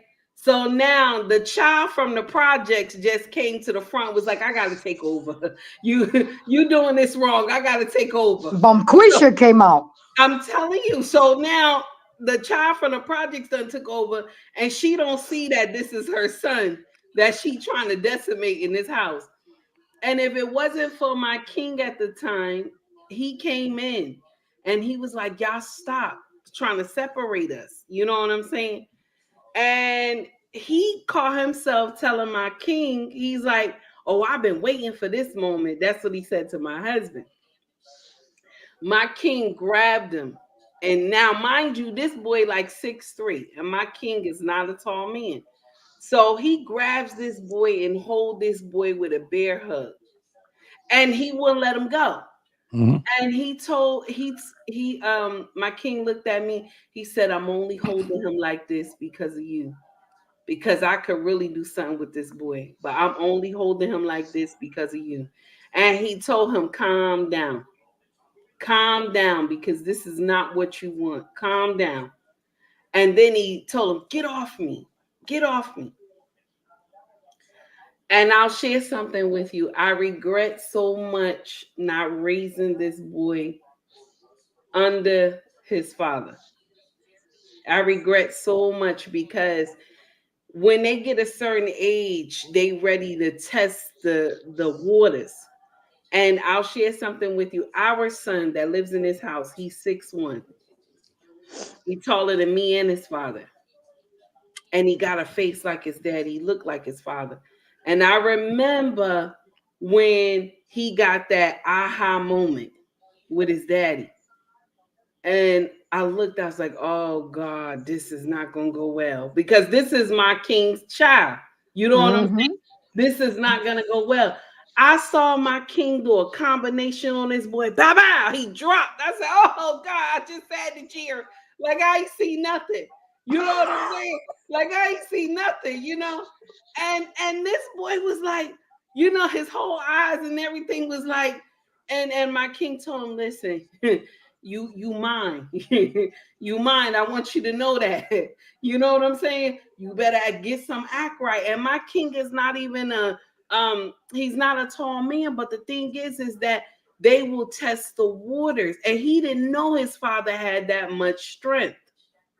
So sometimes they will test it because they think, oh, well, he's short, you know, he ain't going to be able to do too much with me. I'm 6'something, you know what I'm saying? And it is what it is. But my king laid that boy, and I said, oh my God. And my king said, shut up, shut up. Because I was going out. I was like, oh, wait, you know, my king was like, shut up right now. And I just sat in that chair and act like I ain't see nothing. I just turned to the wall. You know what I'm saying? It was at one of those moments. I'm done. Word. Hey, hello. You see that question that Mr. Bennett put in the chat? I said Mr. Bennett said that chair. He said, how can they become men if they can't beat you? I'm not training my son to beat my ass. I know where he's coming from. I know where he's coming from too. Yeah. So okay, explain it to me. I'm basically, he wants you to be better. He wants the son to be better than him. You know. That's where it went to the point where I was just telling you, just like in sports with me and my father. Like I said, when it got to a point when he was seeing that I did something that he could never ever do, right? Like I said, I dunked on him. His eyes got big as shit. But it made him to a point where he was kind of proud that he had, like, even when we were in when we're talking with each other, right? It was things that I showed my father. Like he was, you know, he used to be so just gone with it. When I showed him that I was a man, that I can be more diplomatic in conversation, he was just like, okay. And it made sense to him. So it's just like, it was all around. You want your son to be, because dude, I'm just gonna tell you, black man, you ain't gonna be the same strength that you are. Yeah. But JT, before we go too long on that, it's really when your son gets to the point where he could win, that's when it's time for him to move out. Yes, that's the thing. That's when it's time for him to move, right? Because that battle doesn't need to happen. It's really that rite of passage not only means that he's become a man, but it's time for you to embark on your time to go. Yeah, absolutely.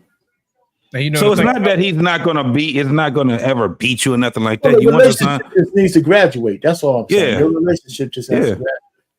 The respect needs to still be there, because let me tell you, you know, I don't have sons, but listen, if you got to a point where you had a fight with your son and he won, right? It'll hurt him. It'll hurt you in the moment, but it's going to hurt him in the long run.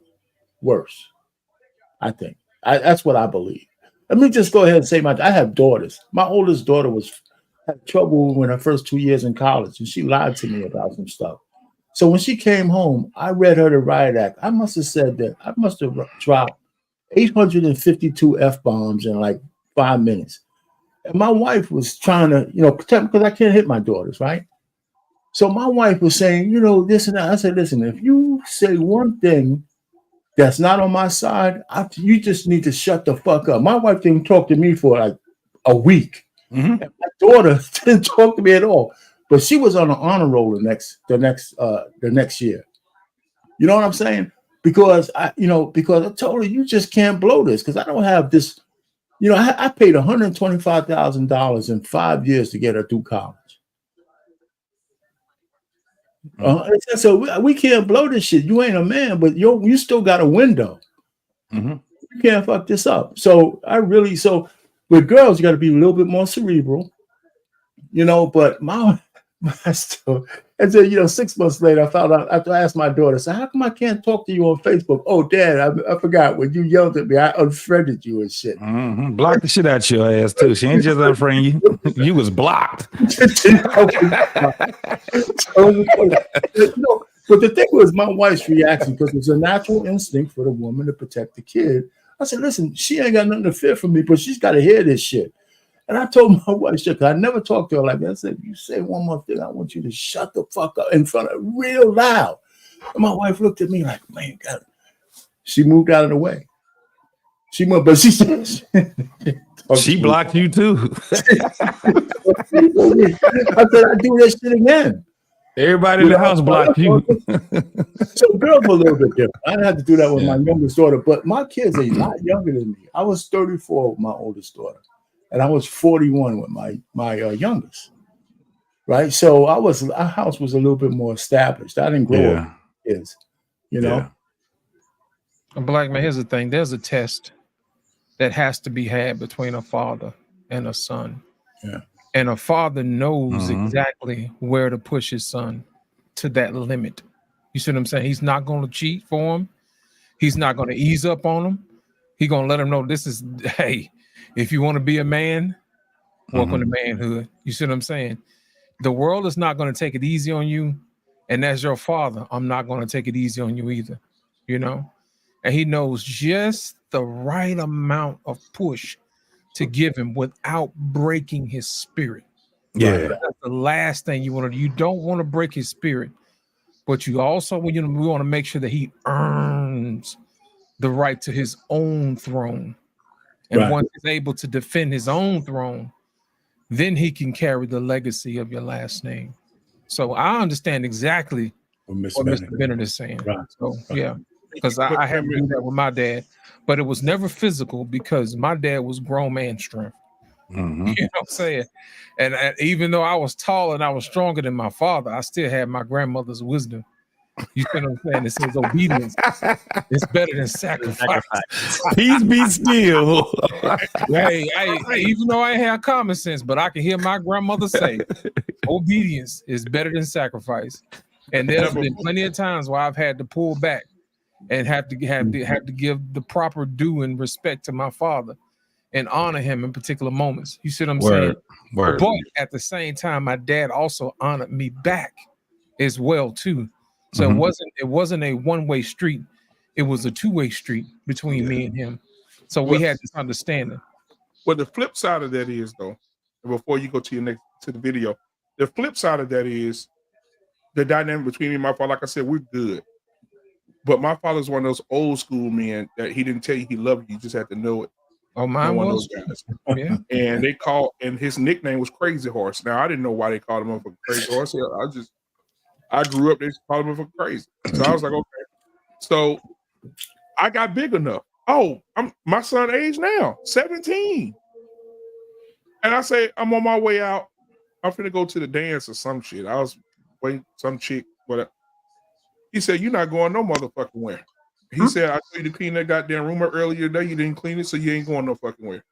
I said, I'll be back. Because in my head, I already planned it. I said the next time he put his hands on me, I'm strong enough now. I'm gonna beat his ass. It didn't That's go it. nowhere When I how was you thought it 17. went, did it? No, it didn't go well. And so, Hey, so ask me how I know. came, I said, I'm gonna go. So he came down the hallway. He said, what I say? And he grabbed me, you know, that grown man pick up a long string. And he grabbed my ass, and when he grabbed me, I grabbed him. And I went right, I put his ass right in the wall. Boom! I said, I told you I'm not fucking playing with you no more. And he said, and his eyes got big. He said, oh, you grown now. He said, I like that. I'll be right back. I'm sorry. Lost in translation. I swear to God on my kids' lives, my daddy went in and got the 38 revolver. He put one bullet in it and he started playing Russian roulette down the hallway. He said, click, click, click, click. I said, oh, shit. Oh, fuck. Wait, let me go. I put it on my kids. My daddy did that to me. He said, you put your hands on me. You got to go. He said, let's see if God gonna save you tonight. I'm down that motherfucker like this, like I was on a magic school bus. Shit, I'm like, Shit, ladies and gentlemen, welcome to the show, Mr. Bennett. What's good, everybody? Can you guys What's hear going me? on, Benevolent? Hey, Mr. Bennett, how you doing, sir? I'm doing okay, doing Hey, what's okay. going on, man? I just want to hop in quickly on this conversation. Yeah, I can't stay on very long, but I want to chime in. So I heard all the stories of how folks have had to deal with things or whatever, and I wasn't advocating that your kids should just go in and just beat you up. So I wasn't advocating that. I'm somewhat perturbed by, I think, the general consensus, this idea that I'm always going to be your daddy or I'm always going to be your mother. And I've seen grown men, 40 and 50-year-old men, who won't grow up. Their mom still runs stuff. These guys are married. And their mothers are still telling them what to do. Or they're married and their mom says, well, I don't care what your wife wants. I want this. I'm like, no, there has to be a cutoff to your authority as a parent. And you need to be able to take a back seat. And I don't think we're raising, especially in our community, I don't think we're raising our kids with that mentality. Right. I just don't think we're not. I mean, your banner slide for tonight from Fences. I mean, that movie still traumatizes me to this day. Because again, the father raised a very weak son. Right. And a lot of this is also due to the parents' own insecurities. He was a very insecure man. He was a bitter man at the life that he thought he should have had, but didn't. For whatever reason, it didn't work out for him. And for a lot of people, I think you're raising your kids with that. Either you didn't intend to have them to begin with. I think, certainly there'd been some conversations. I think grooming, he had a conversation on, are you ready to be a father? I think a lot of folks come into parenthood without desiring it. And then I think that affects then how you raise your kid. Well, I didn't want to be a father anyway. So then if you disrespect me, then I'm definitely going to, I didn't want you anyway. So I'm definitely going to put you down. I think it's a mindset that a lot of people have, because again, you didn't go into this with the intention of raising a better version of yourself. Right. I mean, to me, that's just biology. I mean, even the basic microorganism, its purpose is to propagate and to survive. Why do you think people got to get a flu shot every year? It's because the vaccine that from the last year, you got survivors. And you got to take a stronger vaccine or a different strain of vaccine, because those guys it's built in. So if we're not building young lions to take over the tribe or whatever, and I was like, you know what? I need to be able to step off the stage. I'm moving to Florida. I'm, you do you or whatever. But it's like, no, I'm your daddy, or I'm your mama. I think there's something. I think there's something wrong with that. And the thing is, a lot of people, you're not preparing because you're not giving them the information. Right. Back in the day, there was mentorship, there was apprenticeship, there was discipleship. The idea was, I'm going to give you everything that I know, and you're going to take that and then run with it. It was a long-term plan. But parents be like, nah, I can't give you everything that I know, because then you'll be better than me. But again, that's coming from an insecurity in you. There you go. Because you don't want them to be better than you. Yeah, you preaching now. So I think So but that's a real thing, It's a especially real with thing. us. It's a real thing. And if you are, like I said, if you came into parenting for the wrong reasons, either you were a teenage parent or whatever, and you just said, oh, I just got this kid, and you still trying to figure out life for yourself because, again, maybe your parent wasn't there for you. So you have this generational cycle of dysfunction. So when are we gonna start to put an end to that, to say, no, first of all, I need to be better. And when I'm better, then I want my family, I want my legacy to be better. And until that stops, we're going to have this constant cycle with us. And so that was the main point I was trying to make. If your kid is always going to be in fear of you, not disrespecting you, but literally in fear of you. Like, that's why I made the analogy. It's like they talk about the elephant, the baby elephant. You tie that baby elephant to the post, and it's conditioned, even though once it becomes grown, a lot of times it won't leave because that's just the way it's been conditioned. But yeah, could it bounce? That's what I think when Embrace was talking about her son. Yeah, your son being 6'4", yeah, he could have, if it was in him, if Satan was in him, he would have took you out. So unfortunately it didn't go that way. But yeah, it's not out of, now I got to a point where I knew, I could take my mom out. But fortunately, it didn't get to that, but it was very dysfunctional for a long time. And it got to a point where certain things had to happen. My dad had to come back into my life at that time to really take over, because it could have got there because of just the circumstances of just our relationship and where things were going. So I think a lot of this parental dysfunction comes out of our own dysfunction. And we just keep propagating that. And we're never going to get to a place where we're having functional, intelligent, independent adults who can go out and do and dominate and take over the world. And I think that's just something Is that there a I would just like more people psychological term for that, though, Mr. Bennett, or a boss man, or lost anybody, for parents who don't instill in their children because they don't want them? Is that some type of mental I think it's just insecure. I think it's insecurity again out of your own. Because again, a lot of times, especially with us, you didn't want to be a parent. You wanted something, obviously, but parenting was not something that you were looking forward to. I mean, how many young guys? I mean, boss man, you're the youngest guy here. How many young guys in your age bracket were like, "Oh yeah, I want to have kids, and I want to have this, whatever." Like you talk about the woman yet you want, but how many are actively talking about wanting to be fathers at a young age when they're 18, 19, 21, 25? Oh, I can't wait to be a parent.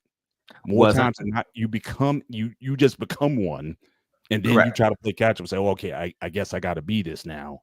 Correct. So like, what do I do from here? So it's not happening. Well, there's a difference between men who just so happen to be dads and those who purposely seek out to be fathers. Mm-hmm. Because those who seek out to be fathers already have their plan and instructions on how they're going to raise their kids. Mm-hmm. There's certain rules, regulations, things you have to teach them. I remember one time my mother and my sister-in-law got into it, and my brother, I pulled him to the side and I said, "Look, what does the Bible say? You leave your mother and father and you cleave to your wife." I said, "That's your wife. You're going to have to let mom go, bro. I know you love her, but that's your wife."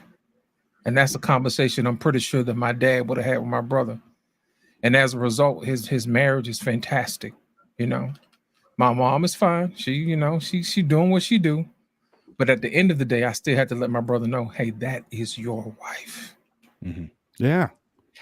And I can't tell you how many times it's just like, and some of these marriages didn't survive because it's like, look, obviously I thought I married a man, and clearly I married a son.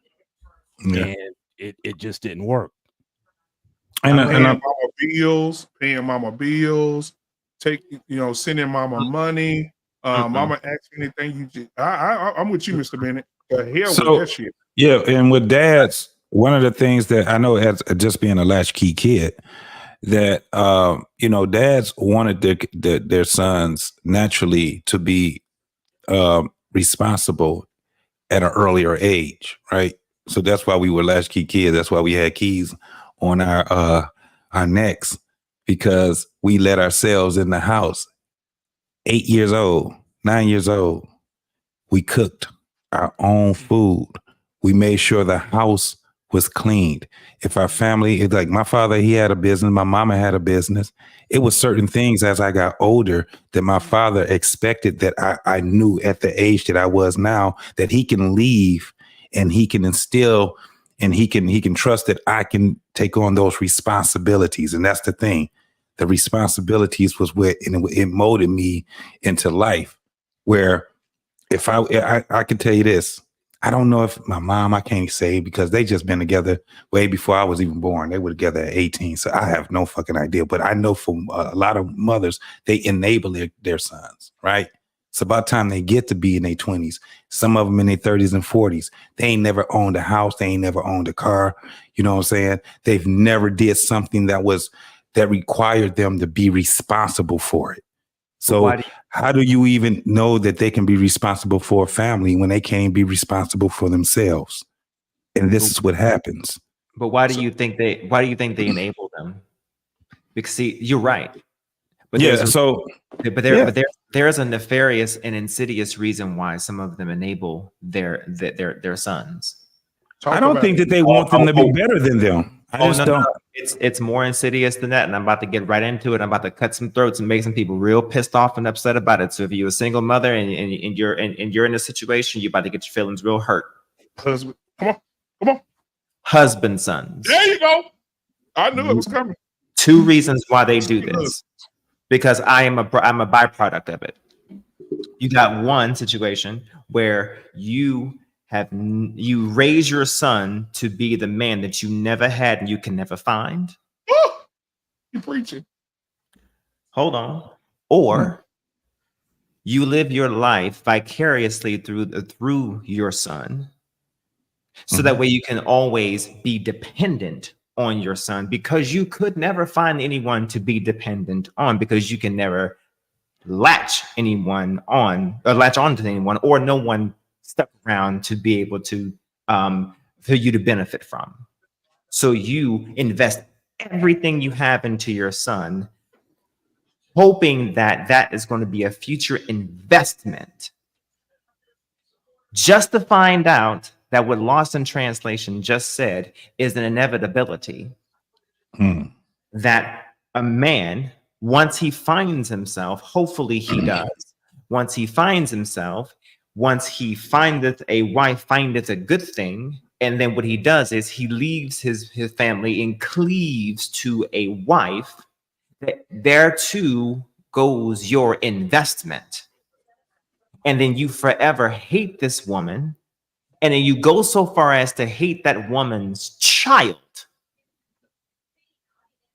your own grandseed. You hate that child, all because you feel as though that woman took your investment. Shit. It's an insidious reason as to why you would enable your son or disable your son from being the best man he could possibly be. Because you are looking out for your fucking self. Holy Jesus. Oh, I've been waiting to get that one out. So what you do is you essentially train and raise a young man, to be everything for you and nothing for another woman. Or himself. Or for himself, but it's fine if he's everything for himself, so as long as he's ensuring you're still number one. Mom is number one. Right. Damn, I'm feeling you, boss man. I feel where you're coming from. Right. Because a lot of men will disregard their wives for their mom. There you go. There it is. And it's partially mother worship. And so what happens is, when a woman comes in and does what a woman is supposed to do, that mother will then do everything possible to disrupt and break and dislodge and extirpate. For what? Just so that way she can come on in and just say, well, you always got me, baby. And here's the thing, your black ass is going to die eventually. You did nothing but ensure that you had a fucking future. When in reality, had you did what you were supposed to do versus relying on your offspring, you wouldn't have this problem. And maybe it just might mean the ugly truth that what you were supposed to do just might mean that you wouldn't have had me, and that might just be okay. But mothers have got to get out of relying on their sons to be replacements for their fucking failures. No doubt. Children are not meant to be replacements for for your abdication of your own responsibilities. Come on, somebody. I'm here with you, Doc. And what they lack thereof. And then on the other side of it, children don't owe you a goddamn thing. Because here's the next thing is that you are supposed to be a parent. There are laws outlined that says that you are supposed to provide everything you are supposed to provide to a child, but ain't a goddamn thing a child is supposed to provide to you. There's everything that's supposed to happen. I'm sorry, if there are things in place that would say that if you didn't do as a parent, you are a bad parent. But there is not a goddamn thing in line that says that if a child doesn't do something, they are a bad child to a parent. Therefore, you are never in a place where you should make a child feel bad for not reaching backwards to you. It's honorable, sure, yes. And that goes back to what Lost in Translation says, is that respect goes both ways, sure. Okay, everyone always wants to reach back to the Bible where it says honor thy mother and father, but later on in that holy Bible, it also says that the parents should not also provoke and anger the child as well. Hello, somebody. So yes, I am a byproduct of having to leave and completely pull apart from my mother. Completely. I haven't talked to this woman in years and don't plan to. Why? Why?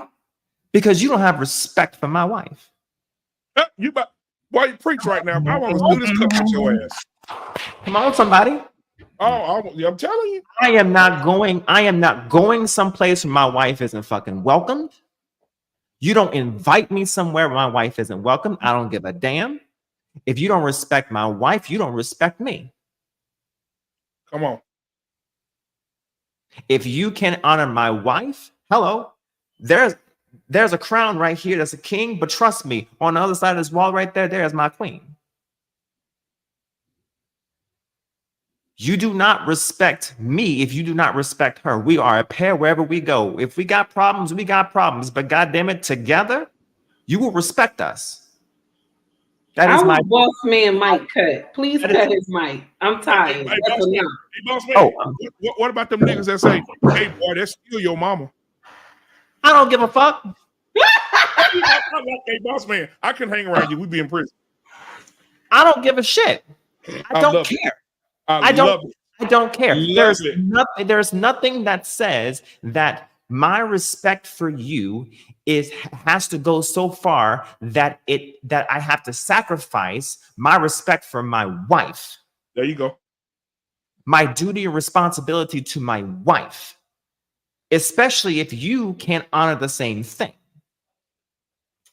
Because my duty and honor and respect for you only goes so far and up until I gain agency. And agency, according to this country, is at 18, or when I am no longer sucking off your tit. And the last time I checked, I have been paying taxes since I was 15 and a fucking half. So, boss man, what? He's having a breakthrough right now. Listen, boss man, you preaching, and I thank you for that, man. That's a clip for love, but thank you for that because now I'm serious about my fucking wife. Now don't do it. But the thing is, as men, I'm just talking to the men. As men, we got to know when to cut motherfuckers off.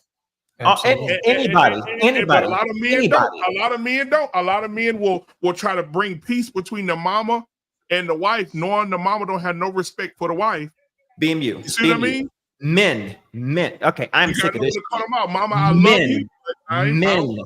Men have got to don't let these nails fool you. Men have got to be the people, the arbiters of cutting people off. Men have got to be the arbiters of this shit. Women aren't good at that shit.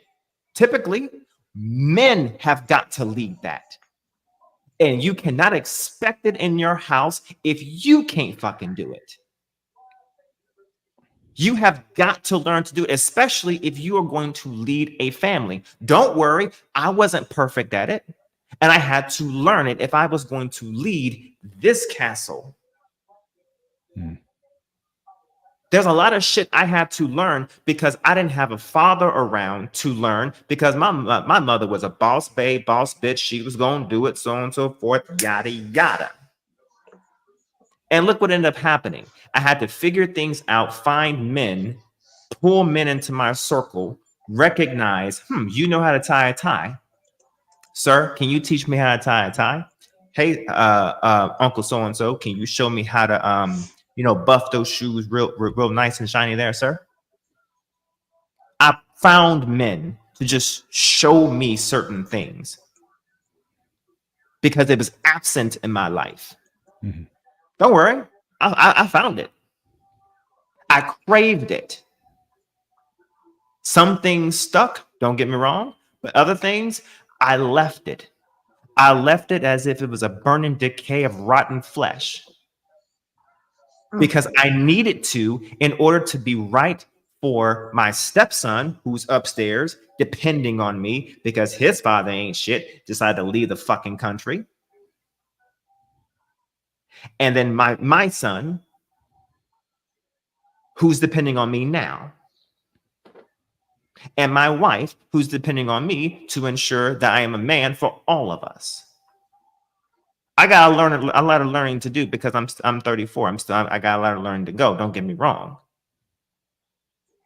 But I had to let go of what was holding me. And yes, the feminist talking points and the chicanery bullshit and I'm your mother, I'm first and no one else is first. Nah, fuck that. Because what I come to understand is it was insidious and it wasn't benign. None of it was benign at all. You purposely created manipulation. And you want to know that's back to your question. You want to know what psychological issue that is? Narcissism. At its finest, I am deplete and incomplete. Therefore, I am going to find my depletion and incompletion in you, and I'm going to make you fit because I can't find it nowhere else. No one is looking for me, so I'm going to constantly attach myself to you because my parasite that I spat out of me, I don't want it to no longer be apart from me. So I'm going to parasitize myself in reverse to you, my son. And so boss man, that's heavy. So I think in a lot of ways it's I wouldn't say it's understandable, but certainly that mom son dynamic, I think we've all seen it. What about the father son dynamic? That I guess because I was coming more so from that because I thought that was really like the topic tonight. So you definitely talked about on the mother side, but how do you then describe the dynamic when the father and son have that dysfunction? What do you think is driving that? Because it seems like with the mothers, it's about survival, like you said, for their inadequacy or them not being able to bond with a man. But when the fathers and sons, when they can't get it together, or the father doesn't want to be involved, or what do you think that's driving that when that's distinct from this power dynamic you're describing between the mother and the son? So fathers recognize that fathers at its basis point are men in general. Okay.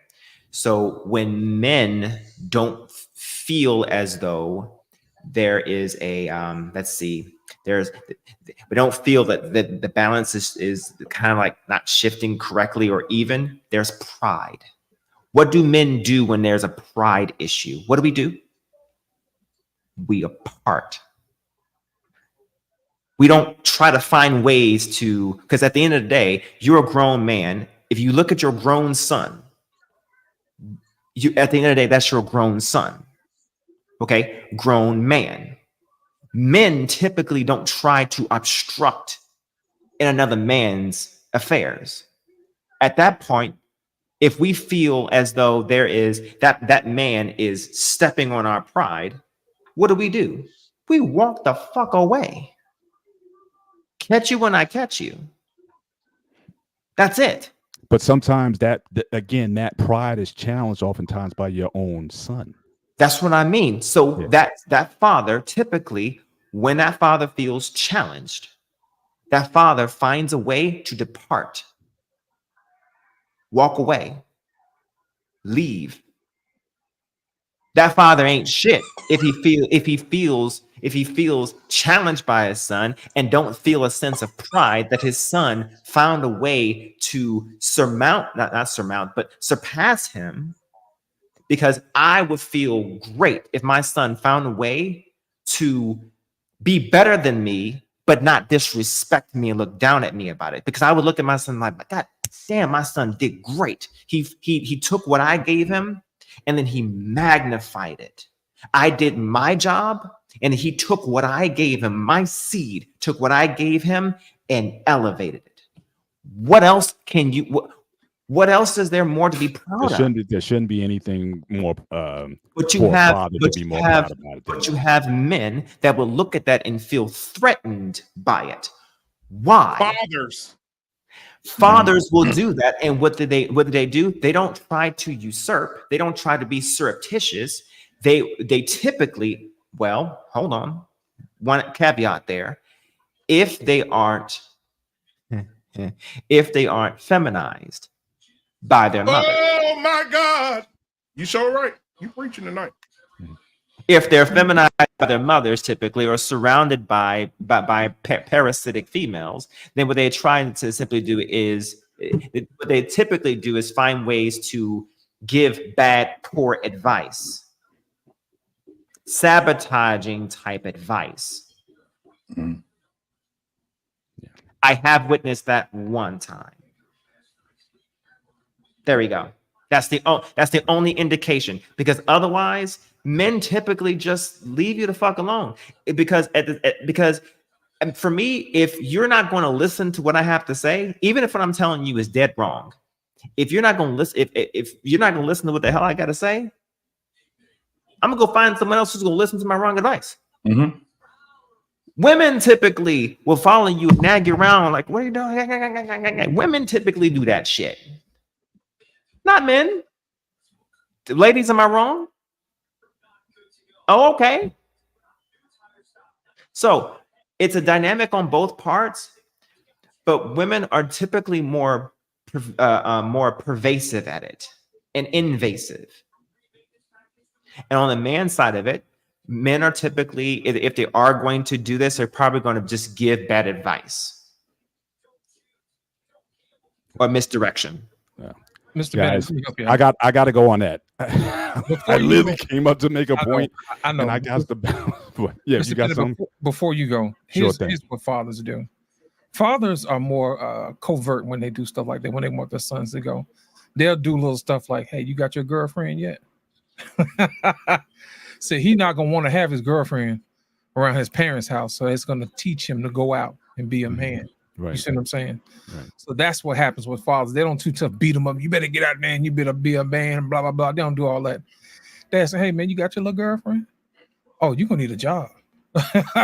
You know, don't no woman want to be around no broke man. Well, what kind of job can I get? Yeah, they hiring down here at the lumber yard. Go on down there and get you a job. See, you already learned about responsibility. He ain't had to preach to him. Mm-hmm. You know what I'm saying? He already got his hormones raging. So the father knows how to leverage his son's ambition to make sure that he's a man on the sly. So it's not one of these preachy type of things. And besides, fathers don't gain anything from their sons anyway. You know, most of the time the sons are eating up the damn house anyway, and they got to go. Yeah. I hear you. I hear you. I just thought I'd throw that out there. That's what men do. Appreciate Right it. on. Again, continue the discussion. Boss man, kill it tomorrow night. Definitely looking forward to your show, and just keep this conversation going, guys. Good to see you guys, and I'll see you next time. Take care. Absolutely. All right, man. You know, I'm going to keep the show rolling. I got a video I want to show you guys. This is the first one of many, and I'll try to get them out as quickly as possible. And I want to make sure that they're relevant to the conversation. So we're going to start up the first one.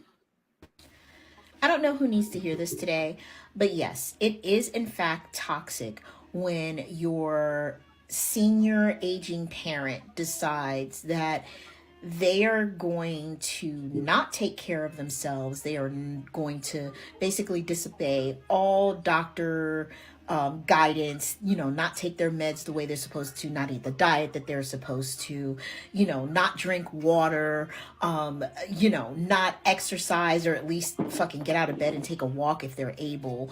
They don't do anything that they're supposed to do, but then have medical emergencies or emergencies in general that then put the onus on us as their children to jump in and try to save the day, only to find out that everything in the situation was actually preventable if the parent would have taken care of themselves.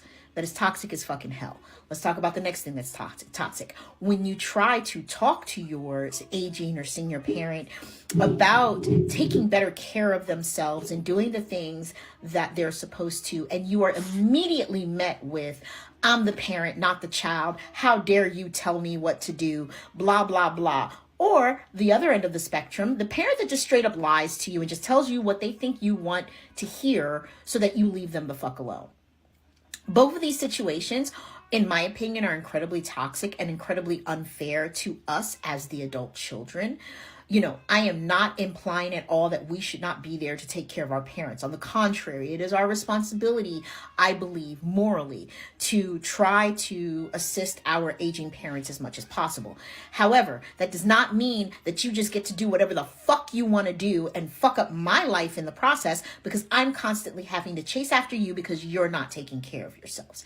It is selfish. It is toxic. And at the end of the day, guess what? I can't want you, parent, to live more than you want to live. I can't want you to be healthy more than you want to be healthy. And so if you continue to do these things, you are toxic. And we as your adult children have the right to be like, you're fucking toxic and we're not going to keep doing this with you. Because at the end of the day, I want my parents to thrive as seniors. I don't want them to sit around, well, my dad's, because my mom already passed, I don't want my dads to sit around just waiting to fucking die. Like, what? And if that is what the case is, if you really don't give a fuck and you really are just out here like, I just want to do whatever the fuck I want to do and it'll just be what it is, bet. That is great. Let us know, because then we're going to move differently. We're going to stop deprioritizing our own homes, our own marriages and relationships, our own children, our own careers. We're going to stop deprioritizing that to prioritize your health if you don't prioritize your health. So no, I'm not going to take off work to take you to a doctor's appointment. I'm not going to do this. I'm not going to do that if you don't fucking care. If you don't care, like I need y'all to do better. I need us to help you. It's hard out here for everybody. I know it is especially hard for our seniors right now because the world is just so different for them. But at the same time, again, we can't want you to live more than you want to live. So if you are a Gen X or a millennial that are finding yourselves in this situation right now with your parents, know that you're not alone, and also know that, yes, it is in fact toxic and you have every right not to be happy with your parents right now.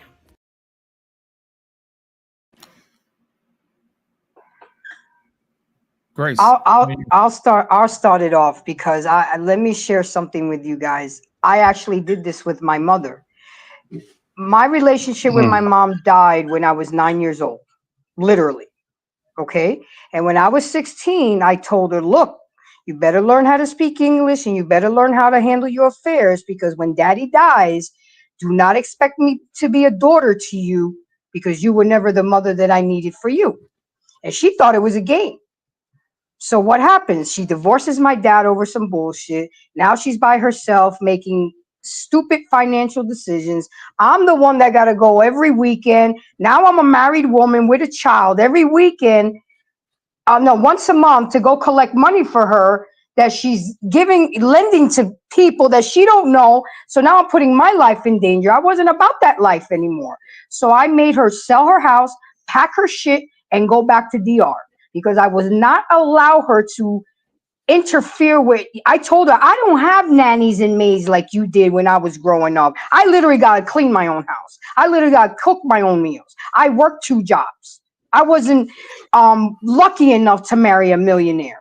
And she thought it was a game. And I put the house on the market. I sold it, packed her up, and sent her to DR because I was not going to allow her to bring me down and bring down my family. And it really does happen, guys. And I'm telling you, we got to let our parents know at an early age, get your shit together because we got our own lives to live. And I shared that story with you because even with my son, she was the same way. I nicknamed her Mommy Dearest. Y'all ever seen that movie, Mommy Dearest? Well, my mom was a Dominican version of Mommy Dearest. You know, you don't tell your kid, oh, I only had you because your father made me have kids. You know, I didn't even want you guys. I mean, come on. So what I can take away from my mother is that she taught me what not to do. She taught me what kind of mother not to be. And I share this story. I'm really not embarrassed or humiliated of it because I'm not the only one that's ever gone through this. And I understand why my father didn't deal with the situation because they didn't tell him. If they would have told him, he would have been in a Dominican jail and he would have sacrificed his freedom for me. So I gave my dad a pass, but I felt that my mother should have handled that situation and she didn't. And because of that, our relationship was severed at the age of 9. And unfortunately, it does happen, guys. And yes, I've gone to therapy about it. Yes, I went to DR a few years ago before she passed and forgave her, but I didn't maintain a relationship with her. I forgave her for me. And I know this sounds cold and callous, but when she passed away, guys, it felt like a burden was lifted. Like now she's passed away, the pain has gone. And I know it sounds cold, but it is what it is. And I mean, and I think of her a lot and I wish it would have been better, but it just worked out that way. So I agree with this video. And I think we need to check our parents at an early age so it doesn't, like my son already knows, Mom, you good. If I put you in a nursing home, you probably gonna have the corner store there. You're gonna be selling joints. You're gonna be playing spades tournament. I mean, he already knows I'm gonna make the best of whatever I do when I get older. But that's why I keep telling him, give me 10 years. Let me get my shit together. I've given my life to you now since you were 18. Let me get me together. And then when I turn 60, I'll be Nina and be grandma and do whatever I got to do. I digress. My mic is muted. Pain, it's on you, sir. Yeah, man. I was checking out the lady in the video, man. She's losing her hair over her parents. If you look at the front of her head, it's like really thinning up there, you know. But she's right. I agree with her. I didn't have to go through all of that with my parents, but I do recognize with my paternal grandparents, they died in their own home. You know, they had family all around them. You know, they passed away without nursing homes and all that kind of stuff. We had like 6 generations go through that house that we had in the Bronx. So they had all kinds of support systems because they supported everybody else. And they were able to pass away in their own home, you know, one after the other. They were married so long. When one went, the other one went in a couple of years after that. So I think that happens. So, I mean, I put all the things in place where my kids won't necessarily have to do that for me. I do need to get in better shape, but I'm always working on that. But, you know, so we're trying to do that. So, because I understand we don't want to put the burdens on our children at all if we can help it. So I agree with the lady 100%. Absolutely. Take heed. It's on you. So, you know, I was, y'all know I always talk about my past, but I was one of those babies that was all shit. You know what I'm saying? I was one of those, like, all shit. Like I was not supposed to be here and shit. So I remember my mama said to me and my sister, and she wound up marrying my sister's father, but she said because we was not so and so children, she could never love us. And me and my sister looked at her like, what? Mind you, I could understand my situation because she was the side chick to a man who had a family already. But my sister father, this man loved her, with all his heart. But she married this man knowing she was in love with another man. And so we were like the children at, well, she just had these kids because she just, trying to please this man and or whatever. She didn't really care. So now that she's older now, she's like, oh, y'all don't come see me. You don't call me, this and that. And sometimes I'm like, do this woman remember the shit that she took us through? You know what I'm saying? Sometimes I'm sitting there like, do she remember the shit, all that crack she smoked in front of us? Like, do she remember? You know what I'm saying? And our kids, they always look at me, they say, Mama, you so calm when you're on the phone with your mama, like all the stuff you've been through, Mom, and I tell them, I say, because she's old and she's my mama, I'm going to respect her. But when she start acting too out of line, I say, Mama, I'm going to let you go. You have a good day. And I just hang up. But the sad part is there's a difference when a child is planned to come and a child that's not planned to come. So the child that's planned to come gets the benefits of the parent being good to them. And then the child that's not planned, they get the benefit of the parent being shitty.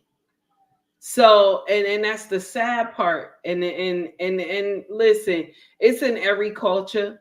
It's not just melanated, but it's bad because the child feels that, growing up. Like when I look at my husband and how he deals with our children, and he always tell them, I was waiting for you. When he gets on them and he chastises them, he tell them, I was waiting for you. And when I get older and I get, and I can't take care of myself no more, I don't expect for you to do anything for me that you don't want to do. I already have a plan to move me and your mama out of this country when we get old enough, and we gonna leave this house and we gonna move into the house in Nigeria.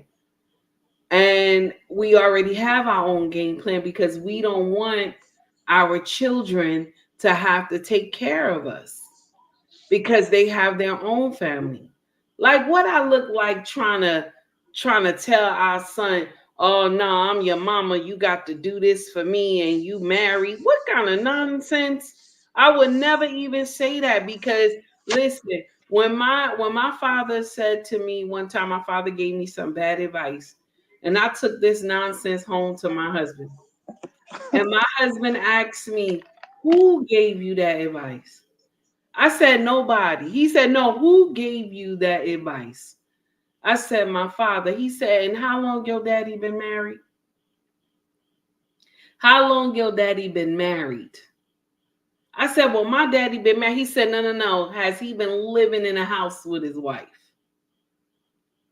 I looked at my husband. He said, listen to me, sit down. This is not going to go the way you think. This is why I love my husband Logic, because the way he was raised under his father, he knows how to talk and he knows how to just put you in your place when need to, even his own children.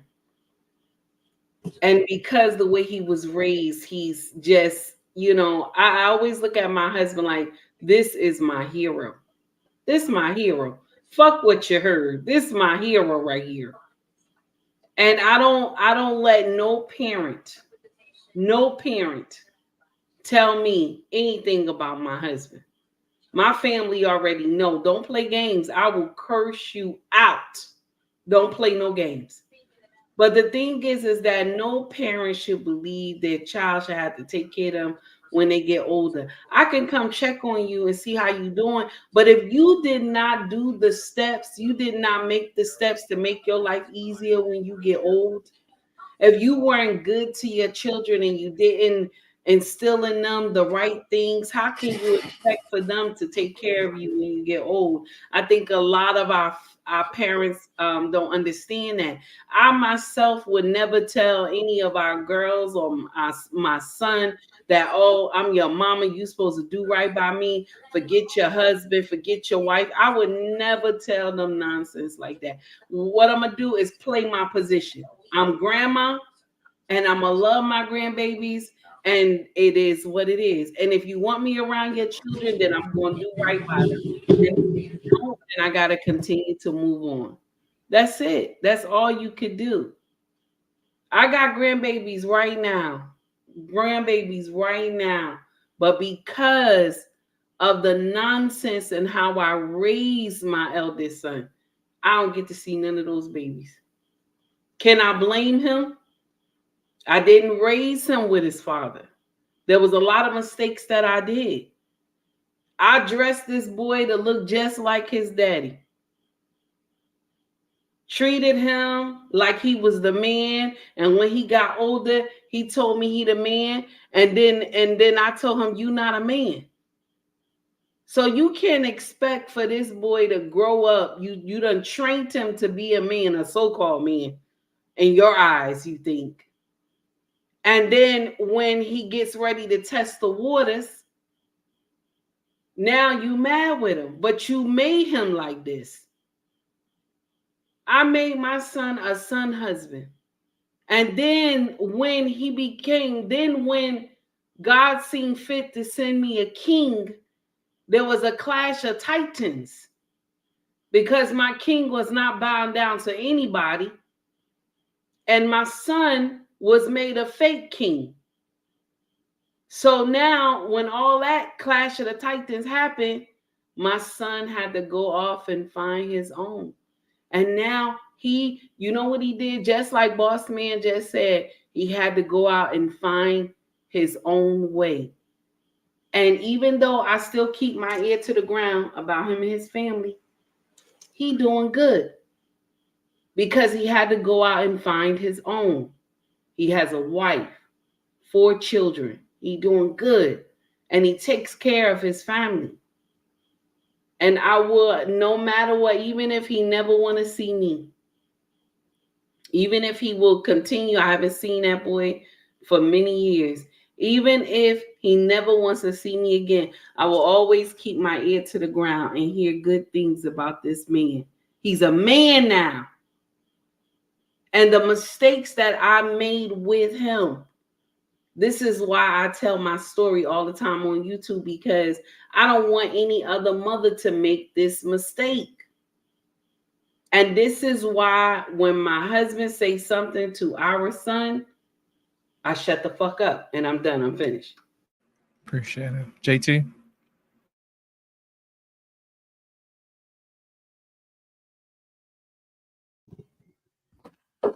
So just going off of what she was talking about, it's a frustration that you have to deal with when you start to deal with older people, right?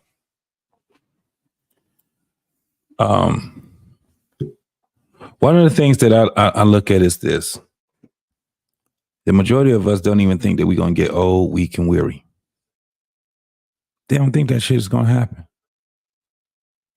The reason why we can have the perspectives we have is because we haven't been there yet. We haven't been there yet. That's why I tell people, listen to old folks when they talk. Right, wrong, and indifferent. Just listen to them. I got a chance to see him. Again, my father, before he passed away, my father was still working. He was driving. He was a driver bus. This man was driving with dementia. It was very hard for us to even come to the conclusion that he had dementia. We seen he was doing strange shit and all kind of crazy things, right? But he was still getting up, at the same time that he's always gotten up, went to work, got off at the same time, come home. In between, it was strange things that was happening with him. That's some hard shit for us to grasp, especially when he was the root and the backbone of our unit of our family, the unit that was in our family. When he started not taking his medicine, not doing what he was supposed to do, going to the doctor, all those different things. What life was showing me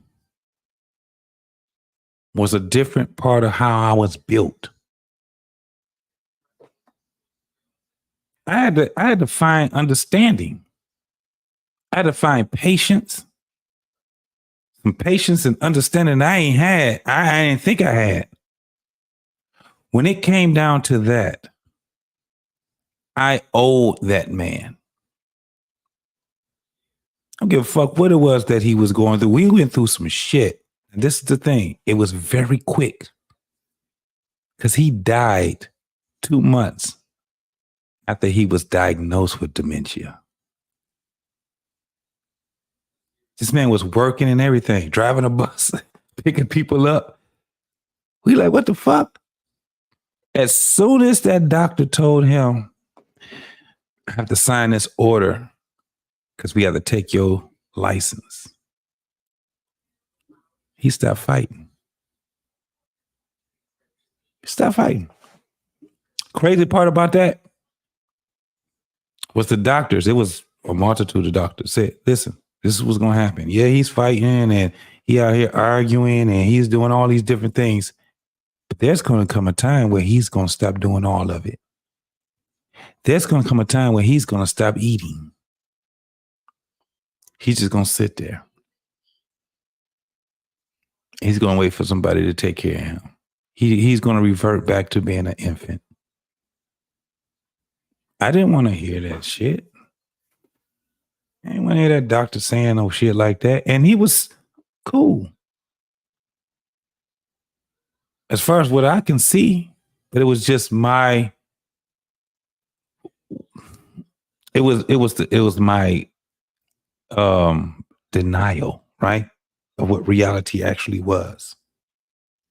Just so happened that he didn't last long after that. As soon as they told him that he can't drive anymore, he didn't have to, he wasn't even trying to fight nothing else. But there's people that have parents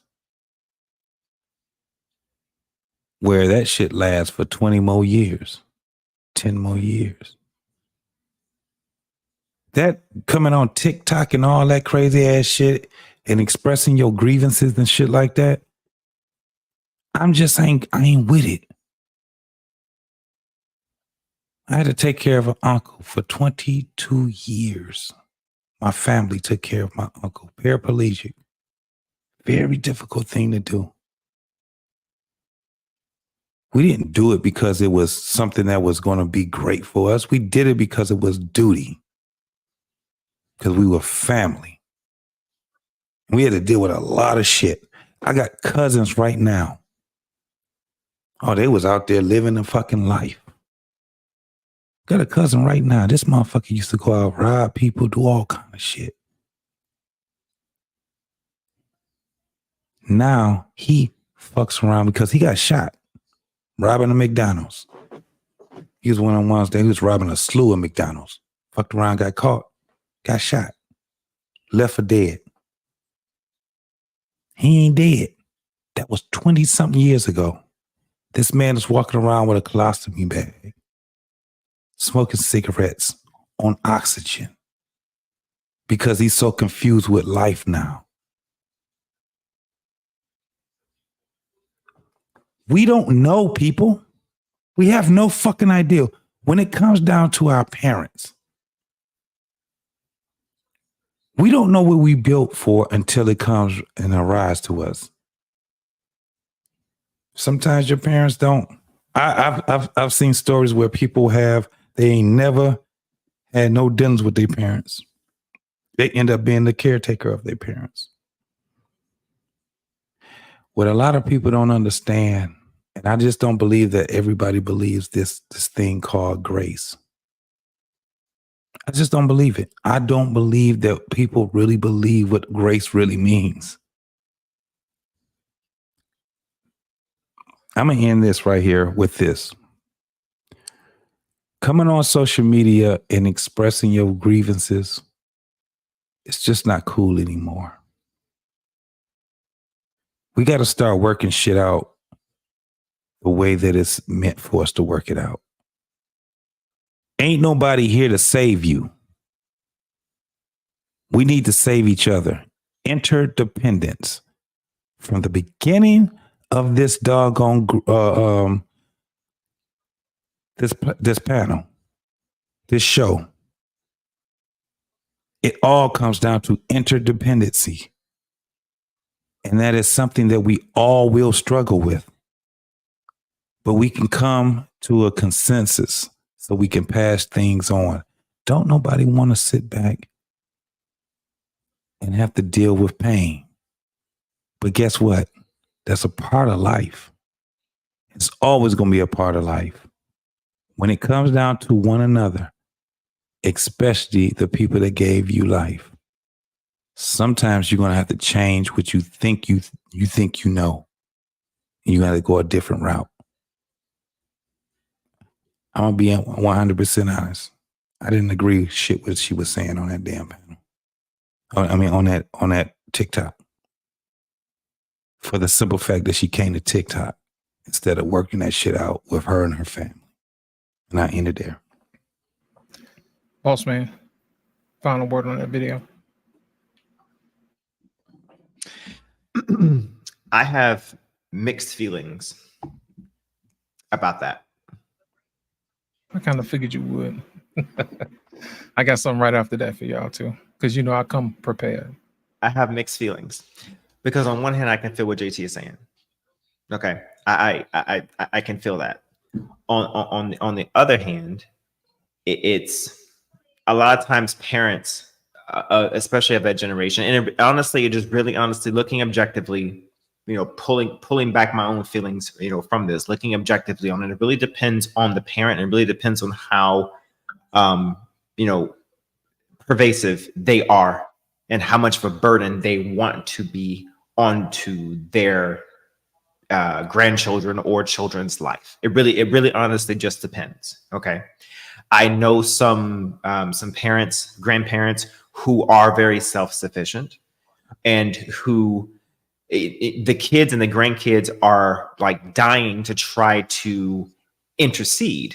And the older generation just like, no, back away, no fighting any help at all, because they're dying to keep their independence. But on the flip side, you have others who are just being, what's that kid's name from Boondocks? I want to be a burden. Mm-hmm. I know what you're talking about. Yeah.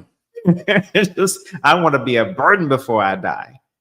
So it needs to be managed. It just needs to be managed. And at some point, JT, you're correct. It needs to be done in a way where they need to be understand. But JT, I have to push back a little bit in a sense that, what do you do when they don't want to acquiesce, when they don't want to meet in the middle, when they are just wanting to just be colloquially, just wanting to just be a burden? What do you do in that point? A grown-up conversation has to happen, especially when they have just basically regressed and digressed to just wanting to be just a child. Especially when they're wanting to be just a child, but then wanting to be respected and honored at this helm of a crown matriarch that they pretend to want to be honored as. You can't have it both ways. You really can't. And if I'm reaching back as a grown man, so now putting myself into this, if I'm reaching back as a grown man and taking from my resources, okay, from my time, my family, my household, and I'm pouring into you and being honorable about that, then I'm going to need you to be able to acquiesce. I'm going to need for you to be amenable.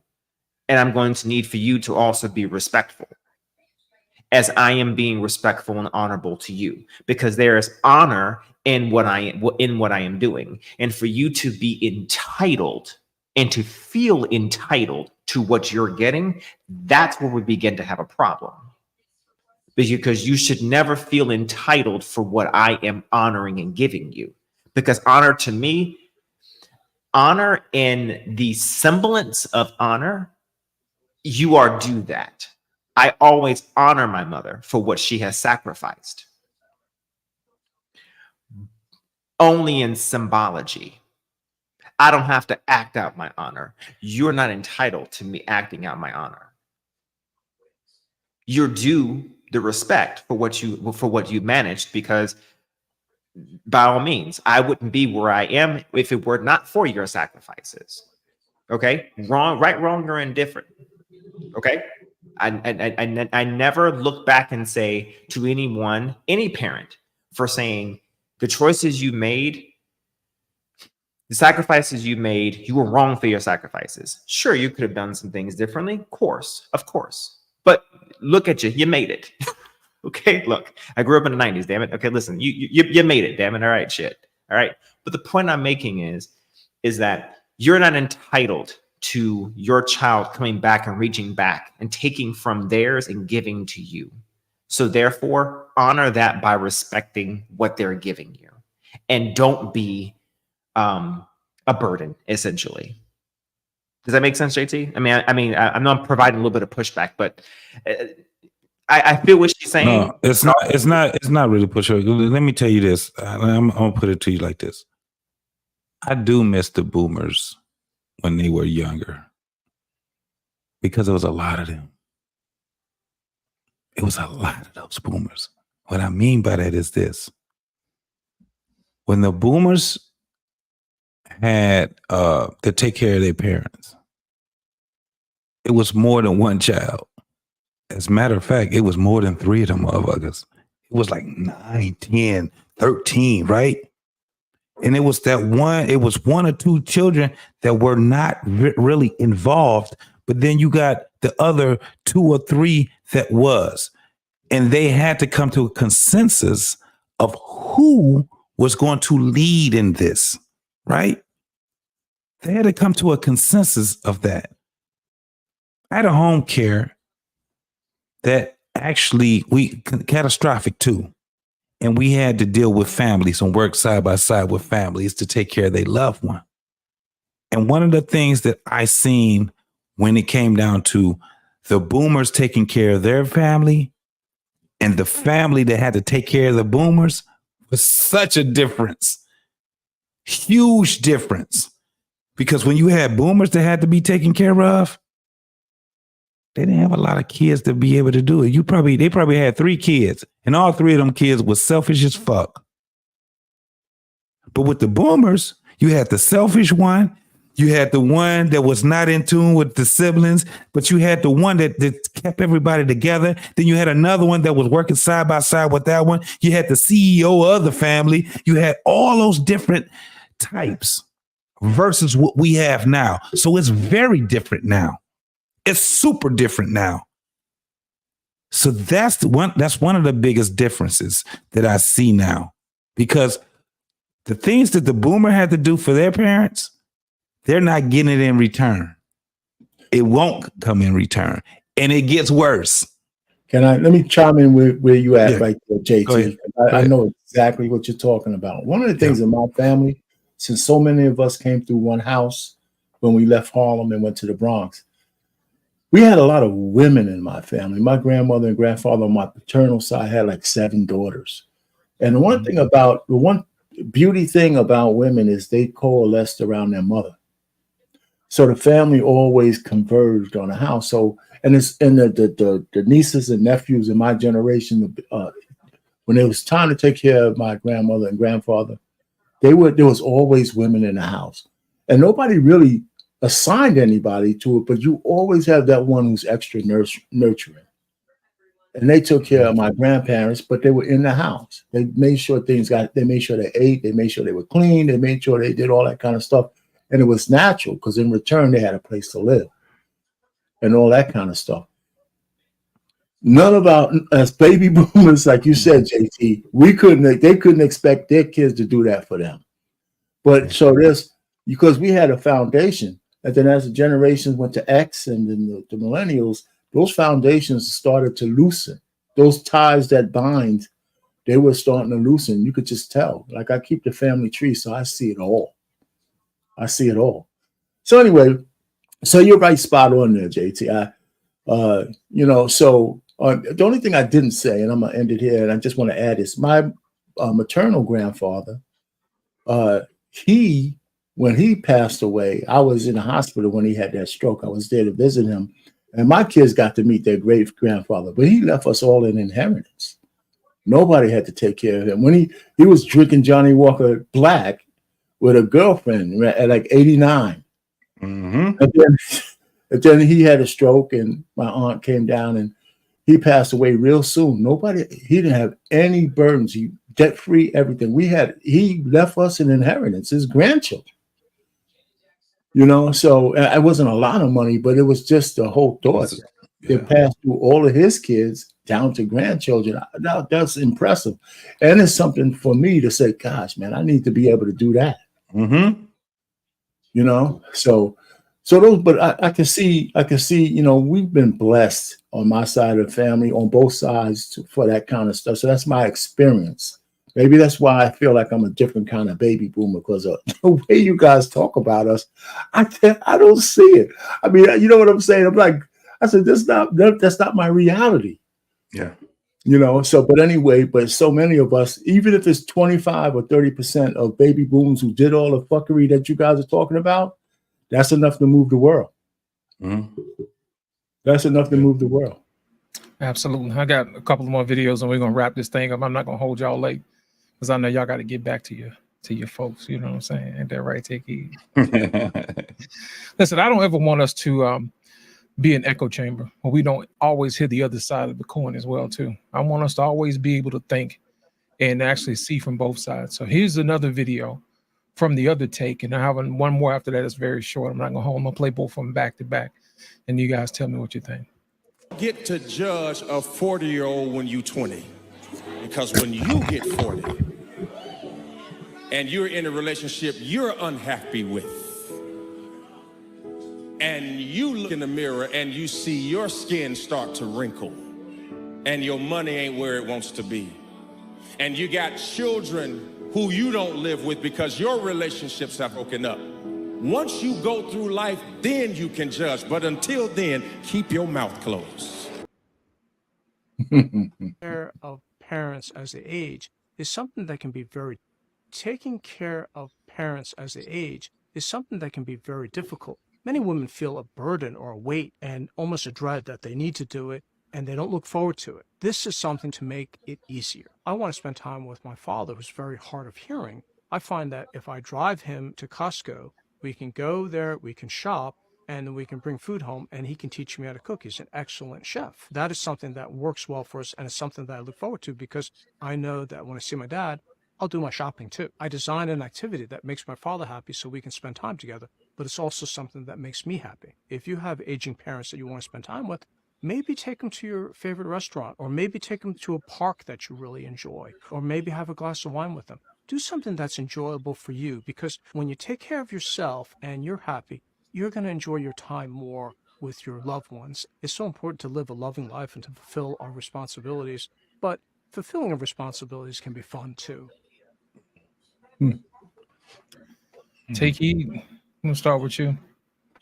Final thoughts. I don't really know what to say. And this is the first time I'm just because I'm very talkative. I just think that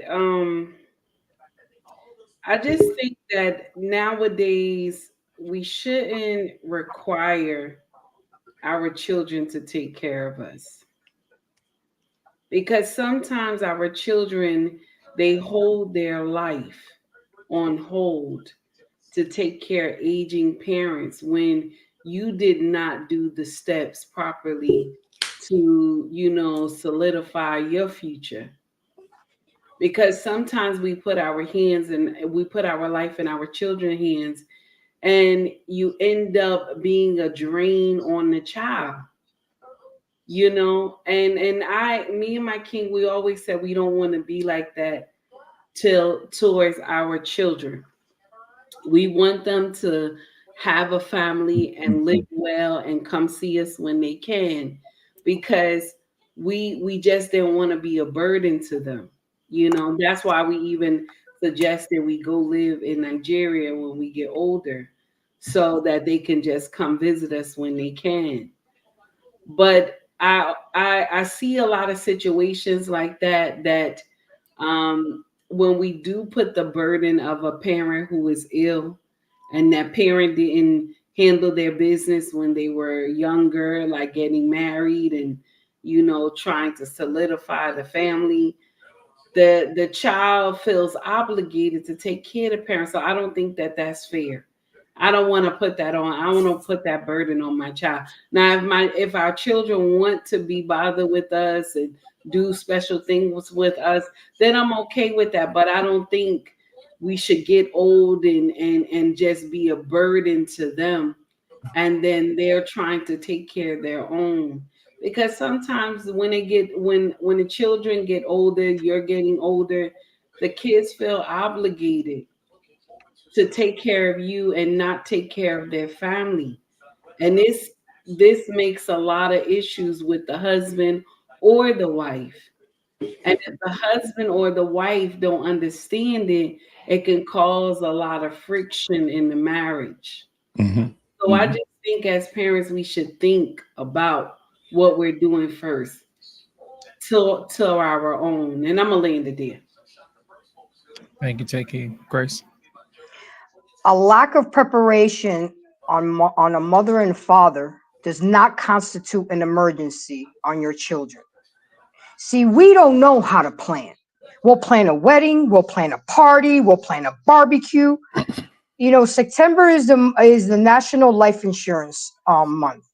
And we need to have our affairs in orders when we get older, because it is, yes, I get it. We take care of our parents, honor thy father and thy mother. But at the same time, we have to let our children live. We have to allow them. We raised them and gave them the map of life. Now let them live. Okay. My father planned his funeral like a little girl will plan her wedding at 7 years old. I mean, he was so intricate to his details, to who rode in the limos. 3 days he booked a restaurant and everybody ate. He didn't want nobody cooking. He just wanted people to drink, eat, listen to Frank Sinatra, smoke cigars, and enjoy him and remember him. He even the transportation, he didn't want nobody driving. I even made money because at the time I had a limousine company. He had me in charge to charter the transportation. I made 20%. So even in his death, he's still helping me. But the fact remains is that it removes the burden off of us. You know how embarrassing it is when people put on face a GoFundMe fund, you don't have money to bury your family members. We're so busy on buying Jordans and lace front wigs and things that we don't need, but we're not getting supplemental insurance, short-term disability, long-term disability. I get it. We do have to take care of our parents, but to a certain extent, not to the point where it is interfering with your marriage, your children, and the dynamics of your family. So I think it's very selfish of a lot of adults that don't get their affairs in order and then expect the children to do it. It's just not fair. I'm not going to do that to Jordan. I have shit in line right now. And God forbid I croak over right now, he don't have to worry about nothing. Just get the key to the safety deposit box and you'll have all your instructions there. Because he's an only child. He's not going to have an older brother or older sister to look at. I was the baby of the family. All I had to do was show up. Everything was taken care of. I was the baby. So no, I'm not saying nobody took me seriously, but I had an older sister. She was like somebody said on the show, she was the CEO of the family. And everybody knew it, and you didn't challenge her. And my father went to her, and what she said goes. And I think we just need to do better as parents to better our children and teach them to be prepared for their children and so on. So with that being said, I really loved everybody's story. You know, we all go through things, and we all still every day trying to be better so we can do better. And like Lit said, no echo chamber. We give it to you on both sides. And I just really enjoy the fact that we pour our hearts out on this channel so people can learn. You know, yet last night I was told I got too personal and I told too much of my story. No, people need to learn my story so they can do better and learn. And with that being said, I'll land it there. Thank you. JT, it's on you, brother. Yeah.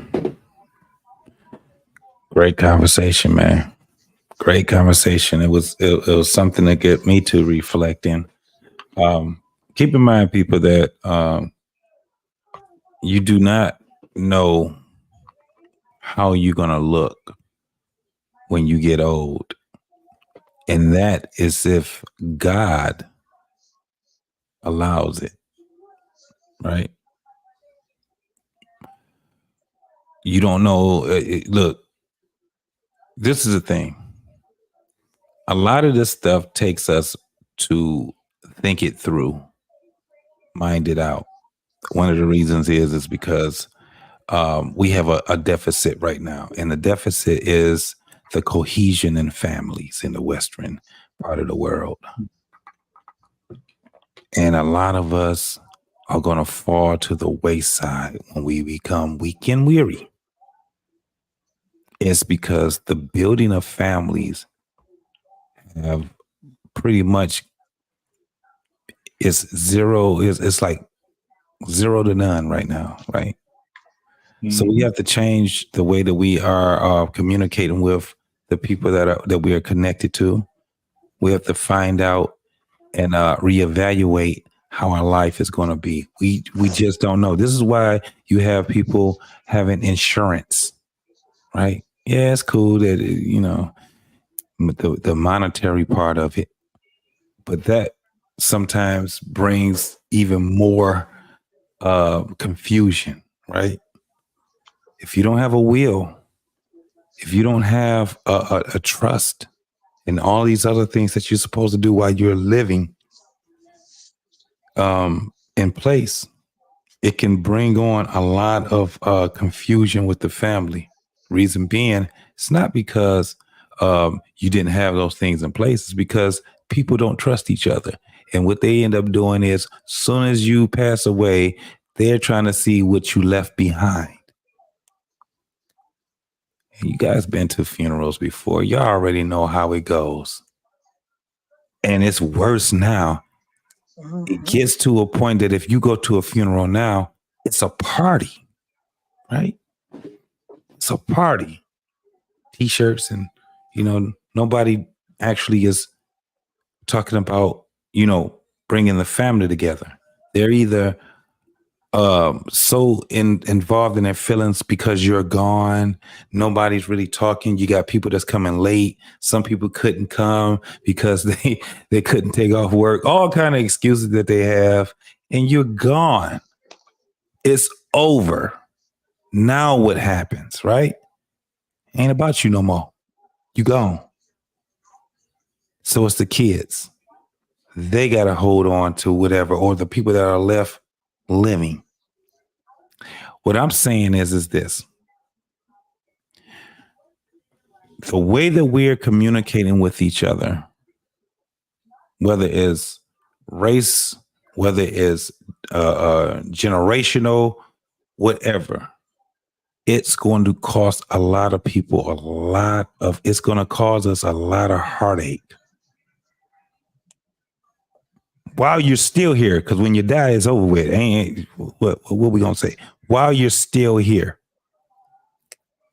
if you have the chance to make it right with your parents, make it right with your parents. You got a chance to make it right with your kids, make it right with your kids. But one of the things I have to say to the younger generation is that you are because of them, no matter how it came. If you was a oops baby, no matter how that became, you still are because of them.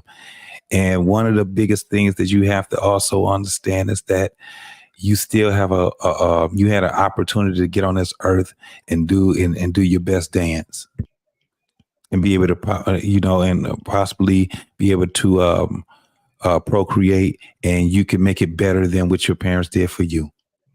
That's basically what you have. But with all the animosity that we have with each other and all of the things, the entitlements that we think that we have in this world, it's going to cause us a lot of heartache before we die. And we're going to transfer that on to the next generation and the next person. So I think we just need to mine a lot of these things out. Take this show on Black Man Unfiltered serious, and think about some things while you're in your personal life with your family. And I end it there, man. Love the show, man. Appreciate you. Appreciate everybody that's on here, man. Most definitely. Okay. Appreciate it, JT. Harpain, it's on you, sir. Yeah, real quick. I got a couple of bullet points with my two daughters and my wife. We meet quarterly, separately because they have their own portfolios. And I share with them where everything is for me and the wife. They know where the wills are. They know where all that stuff is at. Matter of fact, I got to go update it because we update it every so often. And so me and the wife just recently bought a burial plot, right? So we have that in place. So once that's finalized, don't know where that's at. So yeah, we planning for that future together like that, dying together, that kind of stuff. And hopefully it's a lot of years off. The other thing is, one of the things I think a lot of people need to understand, there's a lot of states in the United States, I think it's like 21 of them, that pass the debts on of your parents to the kids. Right? You need to know about that. Michigan is one of them. Yeah. So people just need to be aware of those kind of things. So, I have that much more to say other than, I'm trying to do as best I can to make sure my kids don't have that burden with us. They'll have their own, they can live their own lives. But, the other part is to be the kind, I believe we were the kind of parents where they would want to help us out, So that's the one thing. So we're going to try to do the best to take care of ourselves as long as we can. The other thing is a little off kilter, and maybe this is something we could talk about. Have we ever thought about, and I don't know how you do it, like do a watch party on a movie that might be germane to the kind of things we're talking about? Like we talk about fences a lot. Mm-hmm. Is there any way that, I don't know how that would be. I don't know if you could stream that video and then we chop it up and maybe take, block out 3 or 4 hours or whatever to talk about that kind of stuff. I don't know whether it doesn't have to be that movie, but that might be a good idea for the show. Yeah, we can probably do a private showing, something with our top contributors, to the channel. Okay. And we'll do something backstage, and then once we're done with it, we'll cut it up. And it can be backstage or Discord. Discord is a great way to do it because everybody could come in on Discord, and you can have a watch party to do it. No doubt about it. There might be something in the future that we could think about doing. That'd be dope. That'd be real dope. So I'll just land it right there. Thanks for the conversation. It was a good night. Thank you. Boss man, it's on you, sir. I'll mirror the sentiments of everyone else. This is an important conversation. I'm living a situation right now where myself and my wife are I think someone else mentioned this before. No, it was Arpain, I think, mentioned this, where he said he would be interested in seeing how my marriage progresses, as far, not in a bad way, but is Arpain? I can't remember. Someone else might not have been me, but I'd still be interested now that you mentioned it. maybe it was Mr. Bennett as well. Well, somebody mentioned it. It sounds like something Mr. Bennett to say. Yeah, because we are living a traditional covering in a sense, but her and I both come from broken homes. And we are creating a path that we never saw. It's dope. Creating a path that we never witnessed Never. I'm trying to be a father and emulate something that I never had a chance to witness in my own life. I had a chance to see it from other people, from the people's perspective, you know? And so it speaks to this situation here where we have to, it's incumbent upon us and probably incumbent upon my generation prior, not the boomer generation, I'm sorry, but the one before me. I'm a millennial, so one before that. To try to do better than try to find out what was missing and emulate or and to enact or deploy what you never knew, essentially, in order to establish a future for yourself. That way you're not burdening or entrapping your children in the same way that previous generations had before. So like setting up, a financial future for yourself, planning, understanding, economics, understanding, the vocational field and planning for your future, so on and so forth. But then the better part of it additionally is, not having kids too soon when you're not ready for it. Hello.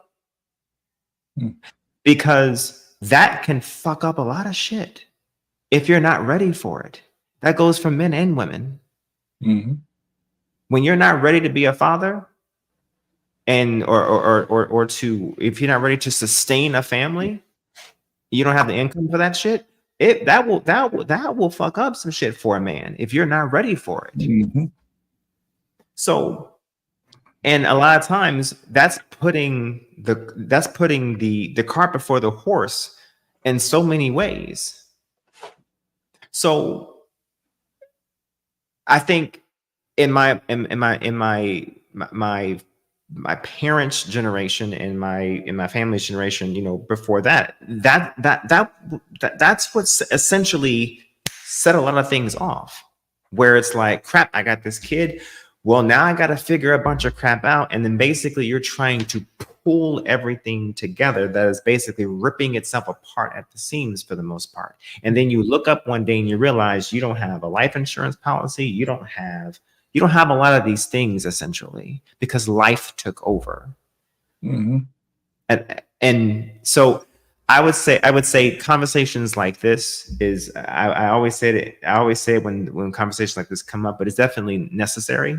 But it comes to a point where if we are not bringing our stories, embraces, take heeds, JTs, our pains, and then eventually whenever I get done running my mouth, lost in translations, whenever the velvet voice himself speaks, share our perspectives.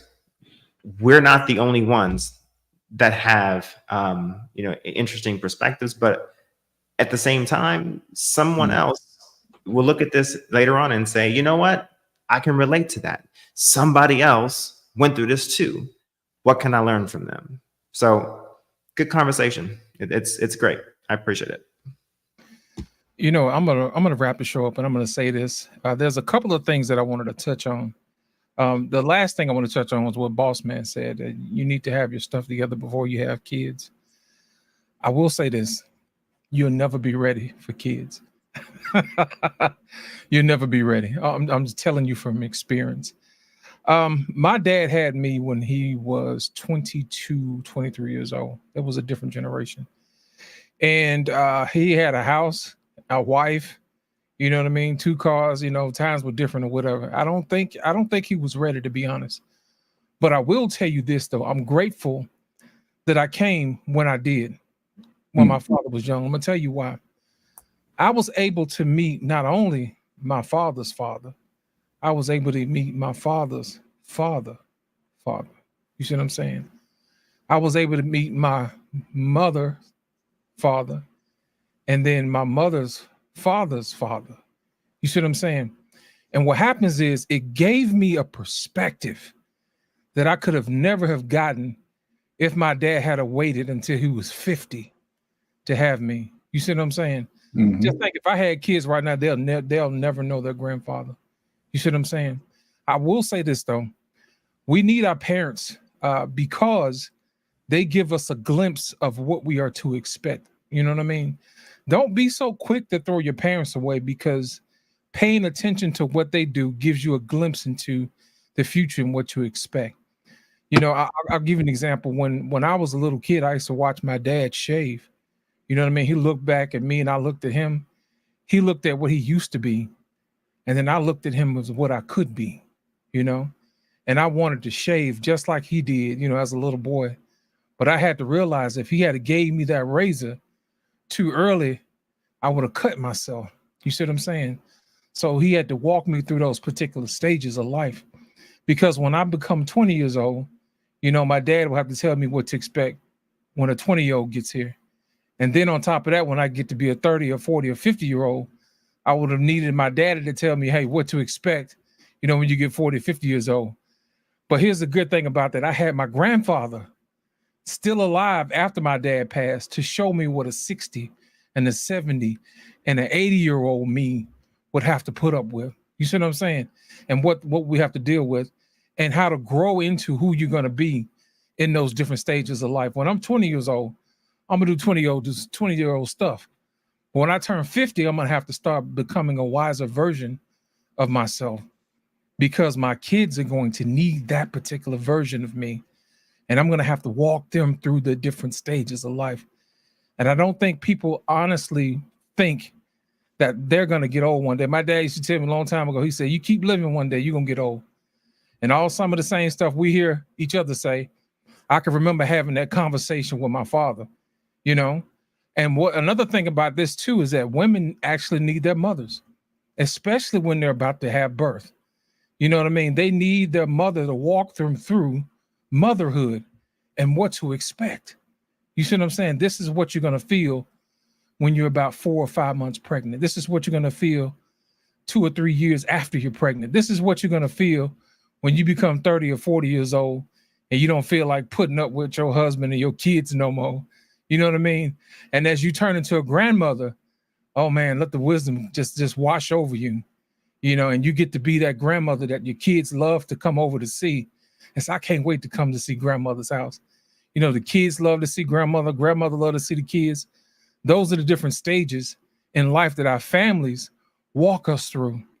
But if we're always estranged from them, then we actually do ourselves a disservice. That's the part of tradition that I think we're missing, because we have so many broken homes and so many broken families. So I implore you to do this when you get an opportunity. Make sure that you tie up any loose ends before people get away. And I'm going to tell you why. Because I would hate for you to have to regret something that could have been fixed while they were here, because tomorrow is not promised. And I wanted to make sure I put that in the back of your mind.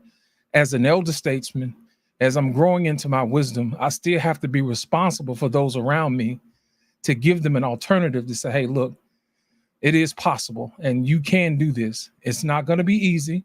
I'm not going to lie to you. Sometimes you're going to have to swallow your pride. Sometimes you're going to have to show a little mercy. But in the event that if you're swallowing your pride and you're giving somebody some mercy, what'll happen is it'll rub off on them and you'll receive it when you need it. You know, I want to thank everybody for coming out. Take heed. Thank you so much for coming out as always. It is a pleasure being in your presence. I look forward to seeing you in the morning time as well. I'm not going to keep you a little later. Thank you so much for coming out, Grace. Boss Man, looking forward to your show tomorrow. Our pain is always a pleasure. And JT, thank you so much. Black Man Unfiltered, thank you for allowing us this platform, sir, to allow us to make sure that we share our stories. And I also give people a glimmer of hope from time to time. Ladies and gentlemen, if you like the show, make sure you hit the like button. Make sure you hit subscribe if you're new. And make sure you share the content, because sometimes the algorithm is going to do what it's going to do. But sometimes we got to break through the algorithm if we're really going to make a change. My name is Lost in Translation Podcast. Thank you for coming out for another edition of the Black Man Unfiltered Flipping Tables. Thank you all for coming out. Thank you, and God bless. It's going down like a rodeo. It's going down like I told you so. It's going down like a rodeo. It's going down like I told you so. I hope you're all here for the ride. Come inside, cause it's going down tonight. Only here for one night, no lies. Come and saddle up left or right. Need a yeehaw, you know how ye. Here for one night and we just wanna party. In a fast car, a Ferrari. It's a push start, I don't need a car key. Slide on Broadway, and it's gnarly. On a late night, but I'm not tardy. Right on time for the parties and Barbies. Strolling with a chunk of green like a golf swing. Hey, hey, hey, hey. Bottles on ice, mess around these skates. Hey, hey, hey. If I gotta say it twice, then I got nothing to say. It's going down like a rodeo. It's going down like I told you so. It's going down like a rodeo. It's going down like I told you so. I hope you're all here for the ride. Come inside, cause it's going down tonight. Only here for one night, no lies. Come inside and left or right. Come and kiss me up, it's going down. Like a train with no brakes, I'm not slowing down. See us showing up, we're showing out. But I pack